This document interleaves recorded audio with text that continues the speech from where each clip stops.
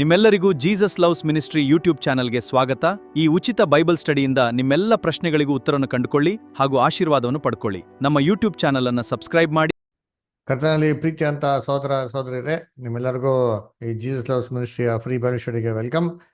ಕರ್ತನಲ್ಲಿ ಪ್ರೀತಿ ಅಂತ ಸಹೋದರಗಳೇ, ದಯವಿಟ್ಟು ನಮ್ಮ ಯೂಟ್ಯೂಬ್ ಚಾನಲ್ಗೆ ಸಬ್ಸ್ಕ್ರೈಬ್ ಮಾಡಿ. ಆಮೇಲೆ ಯಾರು ಹೊಸ ಸಹೋದರಿಗಳು ಬೈಬಲ್ ಕ್ಲಾಸ್ಗಳಿಗೆ ಇಂಟ್ರೆಸ್ಟ್ ಇದ್ದರೆ ವಾಟ್ಸಪ್ QR ಕೋಡ್ ಮುಖಾಂತರ ಅವರು ಕೂಡ ಒಂದು ವಾಟ್ಸಪ್ ಗ್ರೂಪ್ ಜಾಯ್ನ್ ಆಗ್ಬೋದು.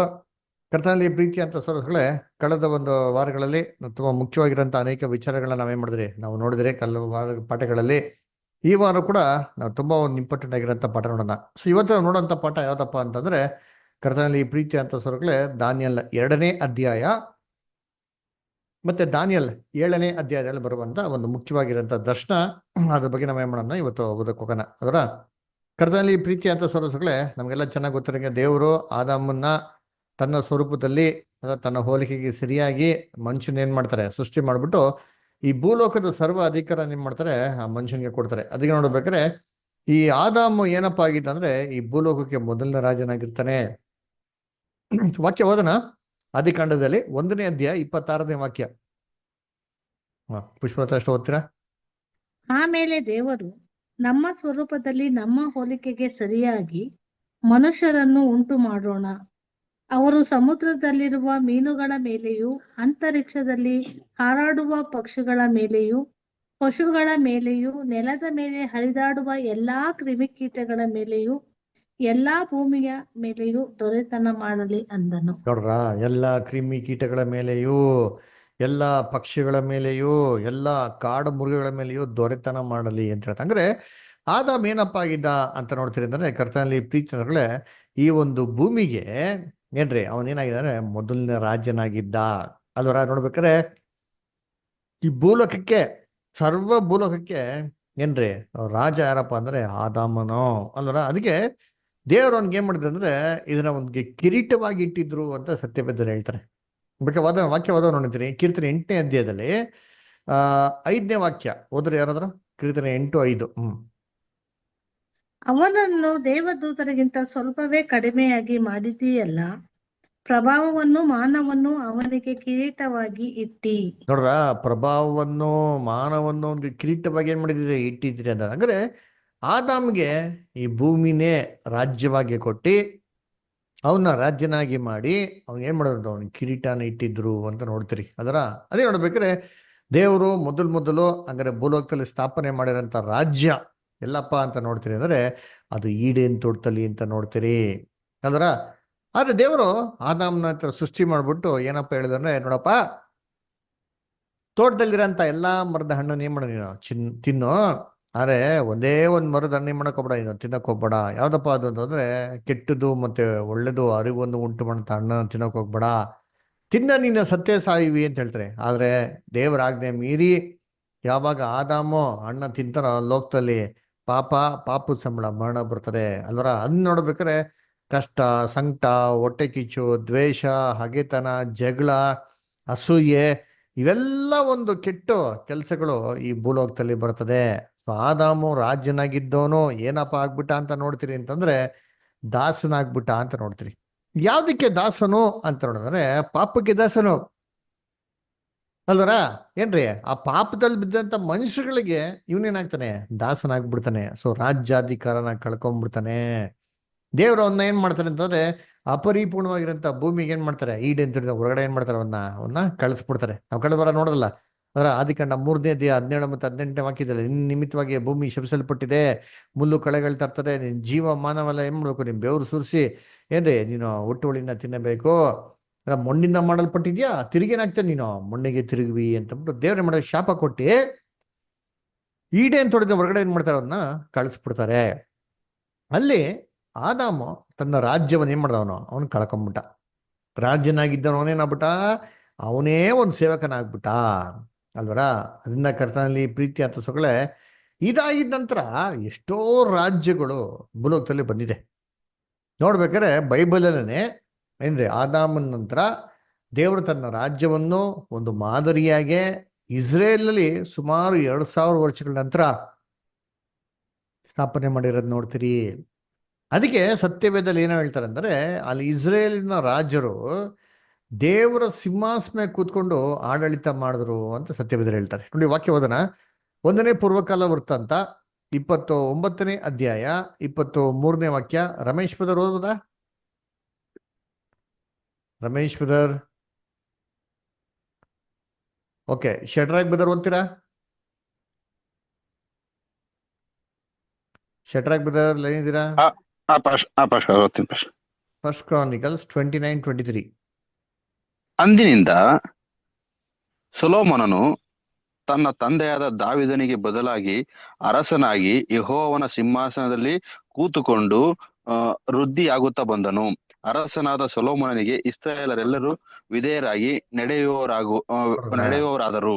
ನೋಡ್ರ ಅಲ್ಲಿ ಹೇಳ್ತಾರೆ ಏನ್ರಿ, ತಂದೆಯಾದಂತ ದಾವೀದನಿಗೆ ಬದಲಾಗಿ ಯೆಹೋವನ ಸಿಂಹಾಸನ ಕೂತ್ಕೊಂಡಂತೆ, ದೇವರ ಸಿಂಹಾಸನ ಕೂತ್ಕೊಂಡ ಅಂತ ಯಾಕಪ್ಪ ಹೇಳ್ತಾರೆ ಅಂದ್ರೆ, ಇಸ್ರೇಲ್ ಅಲ್ಲಿ ಎಲ್ಲಾ ಆಡಳಿತಗಳನ್ನ ನೋಡ್ತಾ ಇದ್ದಾರಪ್ಪ ಅಂದ್ರೆ ದೇವರು. ಅದಕ್ಕೆ ಇದು ದೇವರ ಒಂದು ರಾಜ್ಯ, ಒಂದು ಮಾದರಿಯಾಗಿ ಎಲ್ಲಪ್ಪ ಇತ್ತು ಅಂದ್ರೆ ಇಸ್ರೇಲ್ ಅಲ್ಲಿ ಇತ್ತು. ಅದಕ್ಕೆ ಈ ಒಂದು ಇಸ್ರೇಲ್ ಒಂದು ಕೊನೆಯ ಒಂದು ರಾಜ ದೇವರಿಗೆ ಪಾಪ ಮಾಡಿದವಾಗ ದೇವರು ಅವನ ಹತ್ರ ಏನ್ ಮಾಡ್ತಾರೆ, ರಾಜ್ಯವನ್ನು ಕಿತ್ಕೊಂತಾರೆ. ಕಿತ್ಕೊಂಡ್ಬಿಟ್ಟು ಆ ರಾಜ್ಯವನ್ನು ಬೇರೆಯವ್ರಿಗೆ ಏನ್ ಮಾಡ್ತಾರೆ, ಅನ್ಯ ಜನಾಂಗದವ್ರಿಗೆ ಕೊಟ್ಬಿಡ್ತಾರ್ರಿ. ಆದ್ರೆ ಅದಕ್ಕೆ ಇಸ್ರೇಲಿನ ಕಡೆ ರಾಜನಾಗಿರೋಂಥ ಜೆಡಿಕನ್ಗೆ ದೇವರು ಏನಪ್ಪ ಮಾಡಿದ್ರೆ ಒಂದು ಪ್ರವಾದನೆ ಮಾತನ್ನ ಹೇಳ್ತಾರೆ ನೋಡಿಂತೀರಿ. ಅದಕ್ಕೆ ನಿನ್ಗೆ ಕಡೆಗಾಣ ಬಂದಿದೆ. ಆ ಕಡೆಗಾಲದಲ್ಲಿ ಇದು ರಾಜ್ಯವನ್ನು ದೇವ್ರು ಏನ್ ಮಾಡ್ತಾರೆ, ಕಿತ್ಕೊಂಡ್ಬಿಡ್ತಾರೆ, ಅದು ಮತ್ತೊಬ್ಬರಿಗೆ ಕೊಡ್ತಾರೆ. ಯಾರಿಗೆ ಕೊಡ್ತಾರೆ, ಯಾರದು ಮತ್ತೊಬ್ಬ ಅಂತಬಿಟ್ಟು ವಾಕ್ಯದಲ್ಲಿ ಓದೋಣ. ಎಜೆಕಿಯಲ್ 21ನೇ ಅಧ್ಯಾಯ 25ರಿಂದ 27. Shirley sister ಓದ್ಬೋದಾ? ಹಾ. ಇಸ್ರಾಯೇಲಿನ ದೊರೆಯೇ, ದುಷ್ಟನೇ, ಭ್ರಷ್ಟನೇ, ನಿನಗೆ ಸಮಯವು ಹತ್ತರಿಸಿದೆ. ಇದೇ ನಿನ್ನ ಅಪರಾಧದ ಕಡೆಗಾಲ. ಕರ್ತನಾದ ಯೆಹೋವನು ಇಂತೆನ್ನುತ್ತಾನೆ, ಮುಂಡಾಸನವನ್ನು ಕಿತ್ತುಬಿಡು, ಕಿರೀಟವನ್ನು ಎತ್ತಿ ಹಾಕು. ನೋಡ್ರ, ಎಲ್ಲವೂ ಉಲ್ಲಾಸವನ್ನು ಕಿತ್ತು ಬಿಡು, ಕಿರೀಟವನ್ನು ಎತ್ತಾಕು. ಕಿರೀಟ ಅಂದ್ರೆ ರಾಜ್ಯನ್ಗೆ ಇರೋದು ಕಿರೀಟ, ರಾಜ್ಯಾಧಿಕಾರನ ಸೂಚನೆ ಮಾಡ್ತಾರೆ. ಕಿರೀಟ ಇದನ್ನ ಎತ್ತಾಕು ಅಂತ ಹೇಳ್ತಾರೆ, ರಾಜ್ಯವನ್ನು ಎತ್ತಾಕು. ಆಮೇಲೆ ಎಲ್ಲವೂ ವ್ಯತ್ಯಸ್ತವಾಗಲಿ, ಕೆಳಗಿನದನ್ನು ಮೇಲೆ ಮಾಡು, ಮೇಲಿನದನ್ನು ಕೆಳಗೆ ಮಾಡು. ನಾನು ದೊಬ್ಬಿ ಬಿಡುವೆನು. ರಾಜ್ಯಕ್ಕೆ ಬಾಧ್ಯನು ಬರುವುದರೊಳಗೆ ಒಂದೂ ಇದ್ದಂತಿರದು, ಅವನಿಗೆ ರಾಜ್ಯವನ್ನು ವಹಿಸುವೆನು. ನೋಡ್ರ ಏನ್ರಿ, ಎಲ್ಲವನ್ನು ವ್ಯತ್ಯಸ್ತವಾಗಲಿ ಅಂತ ಹೇಳ್ತಾರೆ. ದೊಬ್ಬು ಬಿಡುವೆನು ಅಂತ ಹೇಳ್ತಾರೆ. ರಾಜ್ಯಕ್ಕೆ ಬಾಧ್ಯನು ಬರುವ ತನಕ ಏನ್ರಿ ಒಂದು ಇದ್ದಂತಿರೋದು ಅಂತಾರೆ. ಅಂದ್ರೆ ರಾಜ್ಯಕ್ಕೆ ಯಾರೋ ಒಬ್ರು ಬಾಧ್ಯರು ಬರ್ತಾರಂತೆ, ಅವನಿಗೆ ರಾಜ್ಯವನ್ನು ವಹಿಸ್ತಾರಂತೆ. ನೋಡ್ರಿ, ಹಂಗ ದೇವರು ತನ್ನ ಇಸ್ರೇಲ್ ಸ್ಥಾಪನೆ ಮಾಡಂತ ಒಂದು ಮಾದರಿಯ ರಾಜನ ದೇವರು ಇಸ್ರೇಲ್ ಕಿತ್ಕೊಂಡ್ಬಿಟ್ರು. ಅದನ್ನ ಯಾರಿಗಪ್ಪ ಕೊಡ್ತಾರೆ ಅಂದ್ರೆ, ಯಾರೋ ಒಬ್ರು ಬರ್ತಾರಂತೆ ಬಾಧ್ಯಸ್ಥರು, ಅವರು ಕೊಡ್ತಾರಂತೆ. ಈ ಬಾಧ್ಯಸ್ಥರು ಬೇರೆ ಯಾರು ಅಲ್ಲ, ನಮ್ಮ ರಕ್ಷಕಂತ ಯೇಸು ಕ್ರಿಸ್ತರು. ಯೇಸು ಕ್ರಿಸ್ತನಿಗೆ ತಿರುಗಿ ರಾಜ್ಯವನ್ನು ಏನ್ ಮಾಡ್ತಾರಂತೆ, ದೇವರು ಕೊಡ್ತಾರಂತೆ ಅಲ್ವರ. ಸರಿ, ಯಾವಾಗ ಕೊಡ್ತಾರೆ, ಏನ್ ಕೊಡ್ತಾರೆ, ಹೇಗ್ ಕೊಡ್ತಾರೆ ಅಂತ ಅಂದ್ಬಿಟ್ಟೆ ಇವತ್ತಿನ ಪಾಠದಲ್ಲಿ ನಾವು ನೋಡಕ್ ಹೋಗೋದು. ಅದಕ್ಕೆ ಈ ತರ ಇದಾಗಿದ ನಂತರ ಏನ್ರಿ, ಭೂಲೋಕದಲ್ಲಿ ಎಷ್ಟೋ ರಾಜ್ಯಗಳು ಬಂತು ರೀ. ನಿನಿವೆ ರಾಜ್ಯ, ಐಗುಪ್ತದ ರಾಜ್ಯ, ಎಷ್ಟೋ ರಾಜ್ಯಗಳು ಬಂತು. ಆದ್ರೆ ಇವ್ಯಾವುದು ಬಂದ್ಬಿಟ್ಟು ದೇವರಿಂದ ಸ್ಥಾಪನೆ ಮಾಡಲ್ಪಟ್ಟಂತ ರಾಜ್ಯಗಳಲ್ಲ. ಇವೆಲ್ಲ ಈ ದುಷ್ಟ ಪ್ರಪಂಚದ ಏನ್ರಿ, ಈ ದೇವರ ಒಂದು ದುಷ್ಟ ದೇವರದ ಒಂದು ರಾಜ್ಯಗಳು, ಸೇತಾನಿನ ರಾಜ್ಯಗಳು ಹೊತ್ತು ದೇವರ ರಾಜ್ಯಗಳು ಅಲ್ಲ. ಅದರಿಂದ ಇವತ್ತು ನಾವು ಹೆಡ್ಲೈನ್ಸ್ ಅಲ್ಲಿ ಏನಪ್ಪ ನೋಡ್ತಿದ್ರೆ, 3ನೇ ಮಹಾಯುದ್ಧ ಅತಿ ಶೀಘ್ರದಲ್ಲಿ ಸಂಭವಿಸ್ತದೆ ಅಂತ ನಾವು ಏನ್ ಮಾಡ್ತಾರೆ, ಬಹು ಕುತೂಹಲದಿಂದ ಏನ್ ಮಾಡ್ತಾರೆ, ನೋಡ್ತಾರಲ್ಲ. ಈ 3ನೇ ಮಹಾಯುದ್ಧನ ಬೈಬಲ್ ಅಲ್ಲಿ ಎಷ್ಟೋ ವರ್ಷದ ಮುಂಚೆನೆ ಮಾಡ್ಬಿಟ್ಟಾರೆ, ನಮ್ಗೆ ಸತ್ಯವೇದ ತಿಳಿಸ್ಬಿಟ್ರೆ.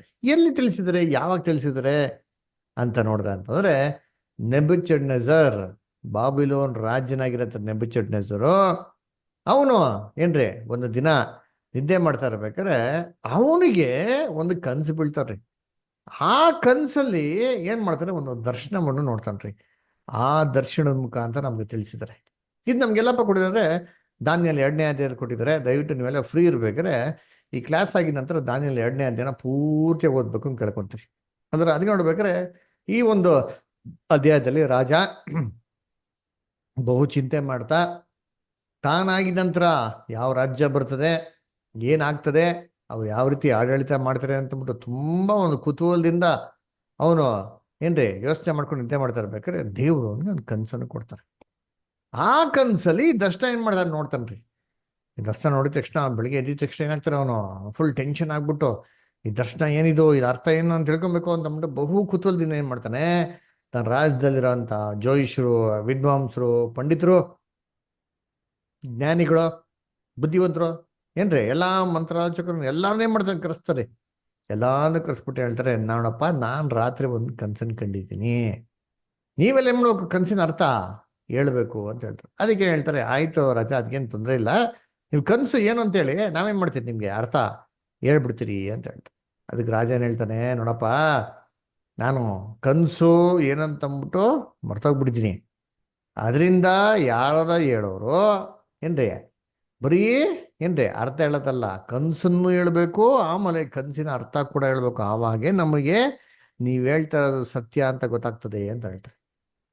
ಅದಕ್ಕೆ ಈ ಜೋಯಿಷರು, ವಿದ್ವಾಂಸರು, ಪಂಡಿತರೆಲ್ಲ ಏನ್ಬಿಡ್ತಾರೆ, ಅಯ್ಯೋ ರಾಜ, ಈ ತರ ಯಾವ ರಾಜನು ಯಾವತ್ತೆಂದಿಗೂ ಪ್ರಶ್ನೆ ಕೇಳಿಲ್ಲ, ಈ ತರ ಪ್ರಶ್ನೆಗೆ ಯಾವ ಮನುಷ್ಯನಿಗೂ ಉತ್ತರ ಕೊಡಕ್ಕಾಗಲ್ಲ, ಇದು ದೇವ್ರ ಕೈಲಿ ಮಾತ್ರ ಸಾಧ್ಯ ಅಂತ ಹೇಳ್ಬಿಡ್ತಾರೆ. ಹಂಗೆ ಹೇಳಿದ ತಕ್ಷಣ ರಾಜನಿಗೆ ಬಲುಕೊಂಡ್ಬಿಡ್ತಾರೆ, ನಾನೇ ರಾಜ ಇದ್ದೆ ರಾಜ, ನನಗೆ ಆಗಲ್ಲ ಅಂತ ಹೇಳ್ತೀರಾ?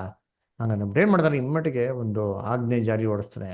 ಎಲ್ಲ ಜೋಯಿಷರು, ವಿದ್ವಾಂಸರು, ಪಂಡಿತರು ರಾಜ್ಯದಲ್ಲಿ ಯಾರು ಇದ್ದಾರೋ ಇದನ್ನೆಲ್ಲ ಕರ್ಕೊಂಡೋಗ್ಬಿಟ್ಟು ಶಿರಸ್ಸೆ ಇದನ್ನೇ ಮಾಡ್ಬೇಕು, ತಲೆ ಕಡ್ದಾಕ್ಬಿಡಿ ಅಂತ ಆಜ್ಞೆ ಕೊಡ್ತಾನ್ರಿ. ಅದಕ್ಕೆ ಏನ್ ಮಾಡ್ತಾರೆ ಅಂದ್ರೆ ಏನ್ರಿ, ಇವ್ರು ಎಲ್ಲಾರನ್ನು ಕರ್ಕೊಂಡು ಹೋಗ್ತಾ ಇರ್ಬೇಕಾದ್ರೆ ದಾನಿಯೇಲ್ ಮತ್ತೆ ಅವ್ರ ಸಂಗಡಿಗರನ್ನ ಕೂಡ ಕರ್ಕೊಂಬರ್ತಾರೆ. ಕರ್ಕೊಂಡು ಹೋಗ್ತಾರೆ, ಬನ್ನಿ ನಿಮ್ನ ಸಾಯಿಸ್ಬೇಕು ಅಂತ. ಅವಾಗ ದಾನಿಯೇಲ್ ಕೇಳ್ತಾರೆ, ಏನಪ್ಪ ಆಯ್ತು, ಯಾಕೆ ಏನ್ ಸಮಾಚಾರ, ರಾಜ ಇಂಥ ಒಂದು ಆಜ್ಞೆ ಕೊಡಕ್ಕೆ ಏನ್ ಕಾರಣ, ಏನಾಯ್ತು ಅಂತ ಕೇಳ್ಬೇಕಾರೆ ಅವಾಗ ಏರಿಯಾಕ್ ಅಲ್ಲಿ ಬಂದಂತ ಒಂದು ಏನ್ರಿ ಸೇನಾಧಿಪತಿ ಇರೋ ಮ್ಯಾಟ್ರಿನೆಲ್ಲ ದಾನಿಯೇಲ್ಗೆ ಹೇಳ್ತಾರೆ. ದಾನಿಯೇಲ್ ಏನ್ ಮಾಡ್ತಾರೆ, ಸರಿಯಪ್ಪ ಒಂದಿನ ಕಾಲಾವಕಾಶ ನಮ್ಗೆ ರಾಜನ ಒದಗಿಸ್ಕೊಡಿ, ನಾವು ಈ ಕನ್ಸು ಏನು, ಈ ಕನ್ಸಿನ ಅರ್ಥ ಏನು ಅಂತಂದ್ಬಿಟ್ಟು ನಾವ್ ಹೇಳ್ತೀರಿ ಅಂತ ಮಾಡ್ತಾರೆ. ರಾಜ ಅಂತ ಪರ್ಮಿಷನ್ ಕೊಡ್ತಾರೆ. ರಾಜ ಒಂದಿನ ಟೈಮ್ ಕೊಡ್ತಾನೆ. ಆ ದಿನ ದಾನಿಯೇಲ್ ಮತ್ತೆ ಅವ್ರ ಸಂಗಡಿಗರು ಎಲ್ಲಾರು ದೇವತರ ಪ್ರಾರ್ಥನೆ ಮಾಡಿ ರಾತ್ರಿ ಮಲಗ್ಬೇಕಾರೆ ದಾನಿಯೇಲ್ಗೆ ಏನ್ ಮಾಡ್ತಾರೆ ಅಂತಂದ್ರೆ, ರಾಜ ಏನ್ ಕಂಡದ್ನೋ ಕನ್ಸು, ಅದೇ ಕನ್ಸನ್ನ ಡಿಟ್ಟೋ ಹಂಗೆ ಏನ್ ಮಾಡ್ತಾರೆ ಕೊಡ್ತಾರೆ. ಖುಷಿ ಆಗ್ಬಿಟ್ಟು ಬೆಳಿಗ್ಗೆ ದಾನಿಯೇಲ್ ಎದ್ಬಿಟ್ಟು ರಾಜನ ಹತ್ರ ಹೋಗ್ಬಿಟ್ಟು ಏನ್ ಮಾಡ್ತೀನಿ, ಈ ಕನ್ಸನ್ನ ಹೇಳ್ತೀನಿ ಅಂತಂತ ಹೇಳ್ತಾನೆ. ಅಲ್ವರ ಅವಾಗ ನೋಡ್ಬೇಕಾದ್ರೆ ಹೇಳ್ತಾನೆ, ರಾಜ ನೀನು ತುಂಬಾ ಚಿಂತೆ ಮಾಡ್ತಾ, ನೀನಾಗಿದ ನಂತರ ಏನಾಗ್ತಾರೆ, ನೀನಾಗಿದ ನಂತರ ಯಾವ ರಾಜ್ಯ ಬರ್ತದೆ, ಈ ಭೂಲೋಕದಲ್ಲಿ ಏನಾಗ್ತಾರೆ ಅಂತಂದ್ಬಿಟ್ಟು ಬಹು ಕುತೂಹಲದಿಂದ ನೀನು ಯೋಚನೆ ಮಾಡ್ತಾ ಇರ್ಬೇಕಾರೆ ಪರಲೋಕದ ದೇವರು ನಿನಗೆ ಈ ಒಂದು ಕನ್ಸಿನ ಮುಖಾಂತರ ಮುಂದಕ್ಕೆ ಏನಾಗ್ತದೆ ಅಂತಂದ್ಬಿಟ್ಟು ಮಾಡ್ರಿ ತಿಳಿಸಿದರೆ ಅಂತ ಹೇಳ್ತಾರೆ. ಹಂಗೆ ಹೇಳ್ಬಿಟ್ಟು ಮಾಡ್ತಾರೆ, ರಾಜ ನೀನು ಒಂದು ಕಂಡಂತ ಒಂದು ಕನಸಿನಲ್ಲಿ ಒಂದು ಅಮೋಘವಾಗಿರೋಂಥ ಒಂದು ಶಿಲೆ ನೋಡಿದೆ. ಆ ಶಿಲೆಯ ಸ್ಪೆಷಾಲಿಟಿ ಏನಪ್ಪಾ ಅಂತಂದ್ರೆ, ಅದು ತಲೆ ಬಂದ್ಬಿಟ್ಟು ಬಂಗಾರದಿಂದ ಮಾಡಲ್ಪಟ್ಟಿತ್ತು, ಅದರ ಒಂದು ಭುಜ ಮತ್ತೆ ತೋಳುಗಳು ಬೆಳ್ಳಿಯಿಂದ ಮಾಡಲ್ಪಟ್ಟಿತ್ತು ಅಂತ ಹೇಳ್ತಾರೆ. ಅದರ ಹೊಟ್ಟೆ ಮತ್ತೆ ತೊಡೆ ಭಾಗ ಬಂದ್ಬಿಟ್ಟು ತಾಮ್ರದಿಂದ ಮಾಡಲ್ಪಟ್ಟಿತ್ತು, ಅದರ ಕಾಲು ಭಾಗ ಬಂದ್ಬಿಟ್ಟು ಕಬ್ಬಿಣದಿಂದ ಮಾಡಲ್ಪಟ್ಟಿತ್ತು, ಅದರ ಒಂದು ಪಾದ ಭಾಗ ಏನ್ರಿ ಜೇಡಿ ಮಣ್ಣು ಮತ್ತೆ ಕಬ್ಬಿಣದ ಮಿಶ್ರಣವಾಗಿರೋಂಥ ಒಂದು ರಾಜ್ಯವಾಗಿತ್ತು ಅಂತ ಹೇಳ್ತಾರೆ. ಹೀಗೆ ನೀನ್ ನೋಡ್ತಾ ಇರ್ಬೇಕಾರೆ ಈ ಒಂದು ಶಿಲೆನ ವಿಶೇಷತೆ ತುಂಬಾ ನೀನ್ ಕೊಂಡಾಡ್ತಾ ಇರ್ಬೇಕಾದ್ರೆ ದೂರದಲ್ಲಿರೋಂಥ ಒಂದು ಬೆಟ್ಟದಿಂದ ಯಾವುದೇ ಮನುಷ್ಯ ಕೈ ಮುಡ್ದಿರೋಂಥ ಒಂದು ಬಂಡೆಕಲ್ಲು ಬಂದು ಈ ಶಿಲೆಗೆ ಅಪ್ಪಳಿಸಿ ಆ ಪಾದಭಾಗಕ್ಕೆ ಹೊಡೆದಿ ಅದನ್ನ ಪುಡಿ ಪುಡಿ ಮಾಡಿ ಸಂಪೂರ್ಣವಾಗಿ ಧ್ವಂಸ ಮಾಡ್ಬಿಡ್ತು. ಯಾವ ತರ ಧ್ವಂಸ ಮಾಡ್ಬಿಡ್ತು ಅಂತಂದ್ರೆ, ಜೋರಾಗಿ ಒಂದು ಬಿರುಗಾಳಿ ಬಂದು ಅದನ್ನ ಸಂಪೂರ್ಣವಾಗಿ ಬೀಸ್ಕೊಂಡು ಹೋಗ್ಬಿಡ್ತು. ಕೊನೆಗೆ ಆ ಒಂದು ಶಿಲೆನೇ ಇಲ್ಲದಂತೆ ಆಗೋಯ್ತು ಅಂತ ಏನ್ ಮಾಡ್ತಾರೆ ಹೇಳ್ತಾರೆ. ಆಮೇಲೆ ಈ ಬಂದು ಅಪ್ಪಳಿಸಿರಂತ ಒಂದು ಬಂಡೆ ಹಂಗೆ ಬೆಳೆದು ಬೆಳೆದು ಏನಾಗ್ಬಿಡುತ್ತೆ, ದೊಡ್ಡ ಪರ್ವತ ಆಗೋಯ್ತು ಅಂತಂತ ಹೇಳ್ತಾರೆ. ಕರ್ತನಲ್ಲಿ ಪ್ರೀತಿ ಅಂತ ಸೊರಸೊಗಳೇ ಹಿಂಗೆ ಹೇಳಿದ ತಕ್ಷಣ ರಾಜನ್ಗೆ ಫುಲ್ ಖುಷಿ ಆಗ್ಬಿಡ್ತಾವ್ರಿ. ಯಾಕಂದ್ರೆ ರಾಜ ಕನಸನ್ನೇ ಮಾಡ್ತೋಗ್ಬಿಡ್ತಾನೆ. ಆದ್ರೆ ಇವ್ನು ಹೆಂಗ್ ಹೇಳ್ತಾರೆ ಅಂದ್ರೆ, ತಾನು ಹೆಂಗೆ ಕನಸು ನೋಡೋದು ಹಂಗೇ ಬಿಟ್ಟು ವಿವರಣೆ ಮಾಡ್ಬೇಕಾರೆ ರಾಜನ್ಗೆ ಖಂಡಿತವಾಗೂ ಹೆಂಗ್ ಗೊತ್ತಾಗ್ತಾನೆ ಅಂದ್ರೆ, ಈ ಮನುಷ್ಯ ಹೇಳಿದ್ರೆ ಸತ್ಯನೇ ಹೇಳ್ತಾನೆ ಅಂತ ಕ್ಲೀನಾಗಿ ಗೊತ್ತಾಗ್ಬಿಡ್ತಾರೆ. ಅದರ ಅದಕ್ಕೆ ನೋಡ್ಬೇಕು, ರಾಜನ್ಗೆ ಕನ್ಫರ್ಮ್ ಆಗ್ಬಿಡ್ತಾರೆ, ಇವ್ನು ಏನ್ ಹೇಳ್ದಂಗೇನ್ರಿ ಸತ್ಯ ಅಂತಂದ್ಬಿಟ್ಟು. ಅದರ ಅದಕ್ಕೆ ಏನ್ ಹೇಳ್ತಾರೆ ಓದ ನೋಡ್ತೀವಿ. ಓದನ ದಾನಿಯೇಲ್ 2ನೇ ಅಧ್ಯಾಯ 37 ಮತ್ತೆ 38 ನಮ್ಮ ನಡುವೆ ವಿಲಾಸ್ಪದ ಓದ್ಬೋದಾ? S pastor. ಹ್ಮ್ ಆ ಅರಸೆ, ನೀನು ರಾಜಾಧಿರಾಜ, ಪರಲೋಕ ದೇವರು ನಿನಗೆ ರಾಜ್ಯ, ಬಲ, ಪರಾಕ್ರಮ, ವೈಭವಗಳನ್ನು ದಯಪಾಲಿಸಿದ್ದಾನೆ. ನರಜಾತಿಯವರು ವಾಸಿಸುವ ಸಕಲ ಪ್ರಾಂತಗಳಲ್ಲಿ ಆಕಾಶ ಪಕ್ಷಿಗಳನ್ನು, ಭೂ ಜಂತುಗಳನ್ನು ನಿನ್ನ ಕೈಗೆ ಒಪ್ಪಿಸಿ ನೀನು ಅವುಗಳನ್ನೆಲ್ಲ ಆಳುವಂತೆ ಮಾಡಿದ್ದಾನೆ. ನೋಡ್ರ, ನೀನು ಅವುಗಳನ್ನು ಆಳುವಂತೆ ಮಾಡಿದ್ದಾನೆ. ಇದೇ ಮಾತನ್ನ ಯಾರಿಗಪ್ಪ ಹೇಳಿದ್ರು ಅಂತಂದ್ರೆ, ಅವಾಗ ನೋಡಲ್ಲ ಆದಾಮ್ಗೆ ಹೇಳಿದ್ರು, ಕೀರ್ತನೆ 8ನೇ ಅಧ್ಯಾಯದಲ್ಲಿ. ಅದರ ಕಿರೀಟವೋ ಮಾನವೋ ನಿನ್ಗೆ ಗೌರವವಾಗಿಟ್ಟಿ ಏನ್ ಮಾಡಂತೆ, ಎಲ್ಲ ಕಾಡೊಬ್ಬಗಳ ಮೇಲೆ ನಿಂಗೆ ದೊರೆತನ ಕೊಟ್ಟಾರೆ. ಆದಿಕಾಂಡ 1:28 ಸೇಮ್. ಆದಿಕಾಂಡ 1:28 ಏನ್ ಹೇಳಿದ್ರು ಕೀರ್ತನೆ ಅದೇ ಮಾತು ಹೇಳ್ತಾರೆ. ಇದೇ ಮಾತನ್ನ ಯಾರಿಗೆ ಹೇಳ್ತಾರ ಅದಲ್ಲಿ? ನೆಬೂಕದ್ನೆಚ್ಚರ್ ರಾಜ್ಯಂಗೆ ಹೇಳ್ತಾರೆ ನೋಡ್ತೀರಿ. ಅದರ ಅದಕ್ಕೆ ಕರ್ತನಲ್ಲಿ ಪ್ರೀತಿ ಅಂತ ಸೊರಗಳೇ, ಈ ಸಂಪೂರ್ಣವಾದಂತ ರಾಜ್ಯವನ್ನು ದೇವರೇ ಮಾಡೋರು ನಿಂಗೆ ಒಪ್ಪಿಸ್ಕೊಟ್ಟವ್ರೆ ಅಲ್ವರ. ಅದಾಗಿದ ನಂತರ, ನೀನಾಗಿದ ನಂತರ ಒಂದು ಕನಿಷ್ಠವಾಗಿರೋಂಥ ರಾಜ್ಯ ಬರ್ತದೆ. ಅದು ನಿನಕ್ಕಿಂತ ಏನಾಗಿರ್ತಾರೆ, ಇನ್ನ ಸ್ವಲ್ಪ ವೀಕ್ ಆಗಿರ್ತದೆ ಅಲ್ವರ. ಆ ಒಂದು ರಾಜ್ಯವನ್ನೇ ಏನ್ರಿ ತೋಳು ಮತ್ತೆ ಭುಜ ಬೆಳ್ಳಿ ಇರೋದ್ ಮುಖಾಂತರ ಸೂಚನೆ ಮಾಡಿರೋದು.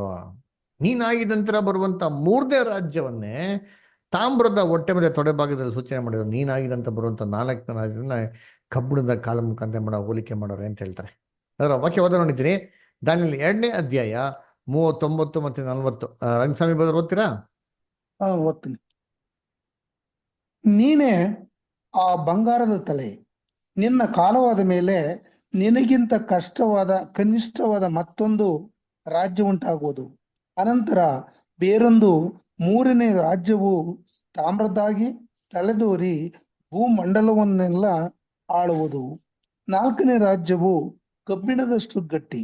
ಕಬ್ಬಿಣವು ಎಲ್ಲಾ ವಸ್ತುಗಳನ್ನು ಚೂರು ಚೂರಾಗಿ ಒಡೆದು ಹಾಕುತ್ತದಷ್ಟೇ. ಸಕಲವನ್ನು ಧ್ವಂಸ ಮಾಡುವ ಕಬ್ಬಿಣದಂತೆಯೇ ಅದು ಚೂರು ಚೂರಾಗಿ ಧ್ವಂಸ ಮಾಡುವುದು. ನೋಡ್ರ, ಅದು ಚೂರು ಚೂರಾಗಿ ಏನ್ ಮಾಡ್ತಾರೆ, ಧ್ವಂಸ ಮಾಡ್ತಾರೆ ಅಂತ ಹೇಳ್ತಾರೆ ಅಲ್ವರ. ಅದನ್ನ ಕರ್ತನಲ್ಲಿ ಪ್ರೀತಿ ಅಂತ ಸೋರಸರುಗಳೇ ನೋಡ್ಬೇಕಾದ್ರೆ ಇಲ್ಲಿ ಏನ್ರಿ 4 ವಿಧವಾದಂತ ಲೋಹಗಳಿತ್ತು ಅಲ್ವರ. ಅದನ್ನ ಏನಪ್ಪ ಮಾಡ್ತಾರೆ ಅಂದ್ರೆ ಏನ್ರಿ 4 ರಾಜ್ಯಗಳಿಗೆ ಏನ್ ಮಾಡ್ತಾರೆ, ಹೋಲಿಕೆ ಮಾಡ್ತಾರೆ ಅದರ. ಆದ್ರೆ ಇಲ್ಲಿ ಏನಪ್ಪ ನೋಡ್ತೀವಿ ಅಂತಂದ್ರೆ, ಪಾದ ಭಾಗದ ಒಂದು ಸ್ಪೆಷಾಲಿಟಿ ಇತ್ತು ಅಂತ ಹೇಳ್ತಾರೆ. ಅದರ ಕಾಲ್ ಭಾಗ ನೋಡಿದ್ರೆ ಹೆಂಗಿತ್ತು ಸ್ಪೆಷಾಲಿಟಿ ಇತ್ತು ಅಂತಂದ್ರೆ, ಅದು ಏನಾಗಿತ್ತು ಅಂತ ನೋಡ್ತೀವಿ ಅಂದ್ರೆ, ಕರ್ತನಲ್ಲಿ ಪ್ರೀತಿಗಳೇ ಕಬ್ಬಣ ಮತ್ತೆ ಜೇಡಿ ಮಣ್ಣು ಮಿಶ್ರಣವಾಗಿರೋಂಥ ರಾಜ್ಯವಾಗಿತ್ತು ಅಂತಂತ ಹೇಳ್ತಾರೆ ಅಲ್ರ. ಇದನ್ನ ದಾನಿಯೇಲ ಏನ್ ಹೇಳ್ತಾರೆ ಅರ್ಥ ಮಾಡೋಣ ನೋಡ್ತೀವಿ. ಓದಿ ದಾನಿಯೇಲ 2ನೇ ಅಧ್ಯಾಯ 41ರಿಂದ 43. ದೀಪಾ ಸಿಸ್ಟರ್ ಓದ್ಬೋದಾ? ಓಕೆ. ಹೆಜ್ಜೆಗಳಲ್ಲಿ ಮತ್ತು ಬೆರಳುಗಳಲ್ಲಿ ಒಂದಂಶವು ಕುಂಬಾರನ ಮಣ್ಣಿನಿಂದ ಸ್ವಲ್ಪ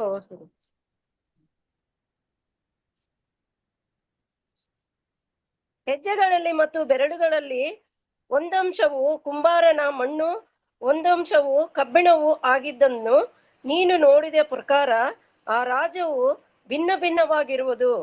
ಜೇಡಿ ಮಣ್ಣಿನೊಂದಿಗೆ ಕಬ್ಬಿಣವು ಮಿಶ್ರವಾಗಿದ್ದದ್ದನ್ನು ನೀನು ನೋಡಿದಂತೆ ಆ ರಾಜ್ಯದಲ್ಲಿ ಕಬ್ಬಿಣದ ಬಲವು ಸೇರಿರುವುದು. ಕಾಲ್ಬೆರಳುಗಳ ಒಂದಂಶವು ಕಬ್ಬಿಣ, ಒಂದಂಶವು ಮಣ್ಣು ಆಗಿದ್ದ ಹಾಗೆ ಆ ರಾಜ್ಯದ ಒಂದಂಶವು ಗಟ್ಟಿ, ಒಂದಂಶವು ಬೆಂಡು. ಕಬ್ಬಿಣವು ಜೇಡಿ ಮಣ್ಣಿನೊಂದಿಗೆ ಬೆರಳು ತಿರುಳನ್ನು ನೀನು ನೋಡುತ್ತಿದ್ದ ಮೇರೆಗೆ ಆ ರಾಜ್ಯಾಂಶಗಳು ಸಂತತಿ ಸಂಬಂಧದಿಂದ ಬೆರೆತುಕೊಳ್ಳುವವು. ಆದರೆ ಕಬ್ಬಿಣವು ಮಣ್ಣಿನೊಂದಿಗೆ ಹೇಗೆ ಕಲೆಯುವುದಿಲ್ಲವೋ ಹಾಗೆಯೇ ಅವು ಒಂದಕ್ಕೊಂದು ಅಂಟಿಕೊಳ್ಳುವುದಿಲ್ಲ. ರಾಜ್ಯದ ಕಾಲದಲ್ಲಿ ಥ್ಯಾಂಕ್ ಯು. ನೋಡೋಣ ಮುಂದಕ್ಕೆ. ಅದೇ ನೋಡಿ ಎಷ್ಟು ಕ್ಲೀನ್ ಆಗಿ ಕೇಳ್ತಾರೆ ಅಂತಾರೆ. ಅಂದ್ರೆ ಆ ಹೆಜ್ಜೆಗಳಲ್ಲಿ ಏನ್ರಿ ಒಂದಂಶ ಕಬ್ಬಣ ಆಗಿತ್ತು, ಇನ್ನೊಂದಂಶ ಏನಾಗಿತ್ತು, ಜೇಡಿ ಮಣ್ಣಾಗಿತ್ತಲ್ಲ. ಇದರ್ಥ ಏನು ಅಂತ ಅಂದ್ಬಿಟ್ಟು ಏನೋ ಸೂಪರ್ ಆಗಿ ಹೇಳ್ತಾ ಹೊಡಿತೀನಿ ಅಲ್ವರ. ಹೆಂಗೆ ಏನ್ರಿ ಜೇಡಿ ಮಣ್ಣು ಕಬ್ಬಿಣ ಒಟ್ಟಿಗೆ ಸೇರಲ್ವೋ, ಆಯ್ತಾ ಈ ಒಂದು ರಾಜ್ಯ ಭಿನ್ನವಾಗಿರೋಂಥ ರಾಜ್ಯವಾಗಿರ್ತದೆ ಅದರ. ಆದ್ರೆ ಅದು ಬಲ ಕಬ್ಬಿಣದಾಗಿರ್ತದೆ ಅಂತ ಹೇಳ್ತಾರೆ ಅಲ್ವರ. ಅದೇನಂತಾರೆ, ಇದು ಏನ್ರಿ ಜಾಸ್ತಿ ದಿನ ಇರೋದಿಲ್ಲ ಅಂತ ಹೇಳ್ತಾರೆ. ಹೇಳ್ಬಿಟ್ಟು 44ನೇ ವಾಕ್ಯದಲ್ಲಿ ಏನ್ ಹೇಳ್ತಾರೆ ಅಂದ್ರೆ, ಈ ರಾಜರ ದಿನದಲ್ಲಿ ಪರಲೋಕದ ದೇವರು ತನ್ನ ರಾಜ್ಯವನ್ನು ಭೂಲೋಕದಲ್ಲಿ ಏನ್ ಮಾಡ್ತಾರಂತೆ, ಸ್ಥಾಪನೆ ಮಾಡ್ತಾರೆ. ಆ ರಾಜ್ಯ ಹೆಂಗಪ್ಪ ಇರ್ತಾನೆ, ಎಂದೆಂದಿಗೂ ಅಳಿಯದ ರಾಜ್ಯ ಅಂತ ಹೇಳ್ತಾರಂತೆ. ಅದರ ಆ ದೂರದಲ್ಲಿ ಯಾವುದೇ ಮನುಷ್ಯ ಕೈ ಮುಡಿದ್ರೆ ಅಂತ ಒಂದು ಕಲ್ಲು ಬಂದು ಹೊಡಿತಲ್ಲ, ಅದನ್ನ ದಾನಿಯಲ್ಲಿ ಏನಪ್ಪ ಅರ್ಥ ಹೇಳ್ತಾರೆ ಅಂತಂದ್ರೆ, ಆ ಕಲ್ಲು ಬಂದು ಹೊಡೆದ್ಬಿಟ್ಟು ಹಾಗೇ ನಿಧಾನವಾಗಿ ಕಲ್ಲು ಬೆಳೆದು ಬೆಳೆದು ಬೆಳೆದು ದೊಡ್ಡ ಪರ್ವತ ಆಯ್ತು. ಆ ಪರ್ವತ ಅಂದ್ರೆ ಏನು ಅಂತಂದ್ಬಿಟ್ಟು ದಾನಿಯಲ್ಲಿ ಹೇಳ್ತಾರೆ. ಓದ ನೋಡಿರ್ತೀರಿ 44ನೇ ವಾಕ್ಯ, 44th ಆ verse. ರಾಜರ ಕಾಲದಲ್ಲಿ ಹ್ಮ್. ಪರಲೋಕ ದೇವರು ಒಂದು ರಾಜ್ಯವನ್ನು ಸ್ಥಾಪಿಸುವನು, ಅದು ಎಂದಿಗೂ ಅಳಿಯದು, ಅದರ ಪ್ರಾಬಲ್ಯವು ಬೇರೆ ಜನಾಂಗಕ್ಕೆ ಕದಲಿ ಹೋಗದು. ನೋಡ್ರ, ಆ ರಾಜ್ಯಗಳನ್ನೆಲ್ಲ ಭಂಗಪಡಿಸಿ ಹ್ಮ್ ನಿರ್ನಾಮ ಮಾಡಿ ಹ್ಮ್ ಶಾಶ್ವತವಾಗಿ ನಿಲ್ಲುವುದು. ನೋಡ್ರ, ಶಾಶ್ವತವಾಗಿ ನಿಲ್ಲುವುದು ಅಂತ ಏನ್ ಮಾಡ್ತಾರೆ ಹೇಳ್ತಾರೆ ಅಲ್ವರ. ಅದಕ್ಕೆ ಕರ್ತನಲ್ಲಿ ಪ್ರೀತಿ ಅಂತ ಸೋದರಗಳೇ, ಹಿಂಗೆ ಹೇಳಿದ ತಕ್ಷಣ ರಾಜ ಫುಲ್ ಖುಷಿ ಆಗ್ಬಿಡ್ತಾನ್ರಿ. ಏನಪ್ಪ, ನಾನು ನೋಡಂತ ಕನಸು ಹಂಗೆ ಡಿಟ್ಟೋ ಎಕ್ಸಾಕ್ಟ್ ಹಂಗೆ ಹೇಳ್ಬಿಟ್ನಲ್ಲ ಅಂತ ಅಂದ್ಬಿಟ್ಟು ರಾಜನೇ ದಾನಿಯಲ್ಗೆ ಸಾಷ್ಟಾಂಗ ನಮಸ್ಕಾರ ಮಾಡ್ಬಿಡ್ತಾರೆ. ಅವ್ನಿಗೆ ಗಿಫ್ಟ್ ಎಲ್ಲ ಕೊಡ್ತಾರೆ, ಮತ್ತೆ ಪುರಸ್ಕಾರ ಎಲ್ಲ ಕೊಟ್ಟೆ ಮಾಡ್ತಾರೆ, ಅವ್ನಿಗೆ ಸನ್ಮಾನ ಮಾಡ್ತಾರೆ ಅಂತೀನಿ. ಅದರ ಸರಿ, ಇಲ್ಲ ಅರ್ಥ ಏನಿದು ಅದರ. ಇದಕ್ಕೆ ನಮಗೆ ಚೆನ್ನಾಗಿ ಓದಿದ್ರಿ, ನಾವು ಕ್ಲಾಸಲ್ಲಿ ಆರಂಭದಲ್ಲಿ ಏನು ನೋಡಿದ್ರಿ, ಔ ಟು ಸ್ಟಡಿ ದ ಬೈಬಲ್ ಮೊದಲನೇ ಪಾಠ ಹೆಂಗೇನು ನೋಡಿದಿರಿ. ಅದರ ಬೈಬಲ್ ಡಿಕ್ಷನರಿ, ಅದರ ಬೈಬಲಲ್ಲಿ ಏನಾರ ಒಂದು ಪ್ರಶ್ನೆ ಇತ್ತಂದ್ರೆ ಇದಕ್ಕೆ ಅರ್ಥ ಎಲ್ಲ ಹುಡುಕ್ಬೇಕು, ಬೈಬಲ್ನ ಹುಡುಕ್ಬೇಕು. ಇಲ್ಲಿ ಹೇಳ್ತಾರಂತ 4 ವಿಧವಾದಂಥ ಲೋಹಗಳು ಈ ಲೋಕದಲ್ಲಿ ಇದ್ದಂತ 4 ಮುಖ್ಯವಂತ ರಾಜ್ಯಗಳನ್ನೇನ್ ಮಾಡ್ತಾರೆ, ಸೂಚನೆ ಮಾಡ್ತಾರೆ. ಅದರ ಏನ್ರಿ, ಬಾಬಿಲೋನ್, ಮೇದೋ ಪರ್ಷಿಯಾ, ಗ್ರೀಸ್ ಮತ್ತೆ ರೋಮ್ ರಾಜ್ಯವನ್ನ ಏನ್ ಮಾಡ್ತಾರೆ, ಸೂಚನೆ ಮಾಡ್ತಾರೆ. ಅದರ ಸರಿ, ಇದಕ್ಕೆ ಬೈಬಲ್ನ ಪ್ರೂಫ್ ಇದೆಯಾ? ಮೀನ್ಸ್ ಬೈಬಲಲ್ಲೇ ಪ್ರೂಫ್ ಇದೆ ರೀ. ಓದೋ ನೋಡಿರ್ತೀನಿ, ದಾನಿಯಲ್ 2:29. ದೀಪ ಸಿಸ್ಟರ್ ಓದ್ಬೋದಾ? ಡ್ಯಾನಿಯಲ್ 2:39. ನೀನೇ ಆ ಬಂಗಾರದ ತಲೆ, ನೋಡೋಣ, ನಿನ್ನ ಕಾಲವಾದ ಮೇಲೆ ನಿನಗಿಂತ ಕನಿಷ್ಠವಾದ ಮತ್ತೊಂದು ರಾಜ್ಯ ಉಂಟಾಗುವುದು. Thank you star, thank you star. ನೋಡ್ಬೇಕಾದ್ರೆ ಇಲ್ಲಿ ಹೇಳ್ತಾರೆ, ನೀನೇ ಬಂಗಾರದ ತಲೆ ಇದೆ. ನೀನೇ ಅಂದ್ರೆ ಯಾವ ರಾಜ್ಯ? ಬಾಬಿಲೋನ್ ರಾಜ್ಯ. ಅಂದ್ರೆ ಇಲ್ಲಿ ಬಂಗಾರದ ತಲೆ ಅಂತಂದ್ರೆ ಅದು ಯಾವ ರಾಜ್ಯನ ಸೂಚನೆ ಮಾಡ್ತಾರೆ? ಬಾಬಿಲೋನ್ ರಾಜ್ಯನ ಸೂಚನೆ ಮಾಡ್ತಾರೆ. 606 ಕ್ರಿಸ್ತ ಪೂರ್ವದಿಂದ 538 ಕ್ರಿಸ್ತ ಪೂರ್ವದವರೆಗೂ ಭೂಲೋಕದಲ್ಲಿ ಆಳ್ವಿಕೆ ಮಾಡಿದ ರಾಜ್ಯ ಬಾಬಿಲೋನ್ ರಾಜ್ಯ. ಇದಾಗಿದ ನಂತರ ದಾನಿಯಲ್ ಅಲ್ಲೇ ಹೇಳ್ತಾರೆ, ನೀನಾಗಿರಂತ ಇನ್ನೊಂದು ಕನಿಷ್ಠವಾಗಿರೋಂಥ ರಾಜ್ಯ ಬರ್ತದೆ, ಅದೇ ಆ ಬೆಳ್ಳಿ ಆ ಒಂದು ಭುಜಗಳು ಮತ್ತೆ ಕೈಗಳು ಅಂತ ಹೇಳ್ತಾರೆ. ಇದು ಯಾವ್ದಪ್ಪ ಅಂತಂದ್ರೆ ಇದು 2ನೇ ರಾಜ್ಯ ರೀ, ಮೇದೋ ಪರ್ಷಿಯ ರಾಜ್ಯ. ದಾನಿಯಲ್ಲೋ ಸಿಂಹದ ಗವಿಗೆ ಹಾಕ್ತಾರೆ ಗೊತ್ತಾ, ಅದು ಮೇದೋ ಪರ್ಷಿಯ ಆಳ್ವಿಕೆ ಸಮಯದಲ್ಲಿ ಹಾಕದ್ರಿ. ದಾನಿಯಲ್ ಕೂಡ ಅಲ್ಲೇ ಇರ್ತಾರ್ರಿ. ಇದು ಏನ್ರಿ, 2 ಶಕ್ತಿಗಳು, 2 ರಾಜ್ಯಗಳು ಒಟ್ಟಿಗೆ ಸೇರಿ ಆಳ್ವಿಕೆ ಮಾಡಿರೋಂಥ ರಾಜ್ಯ.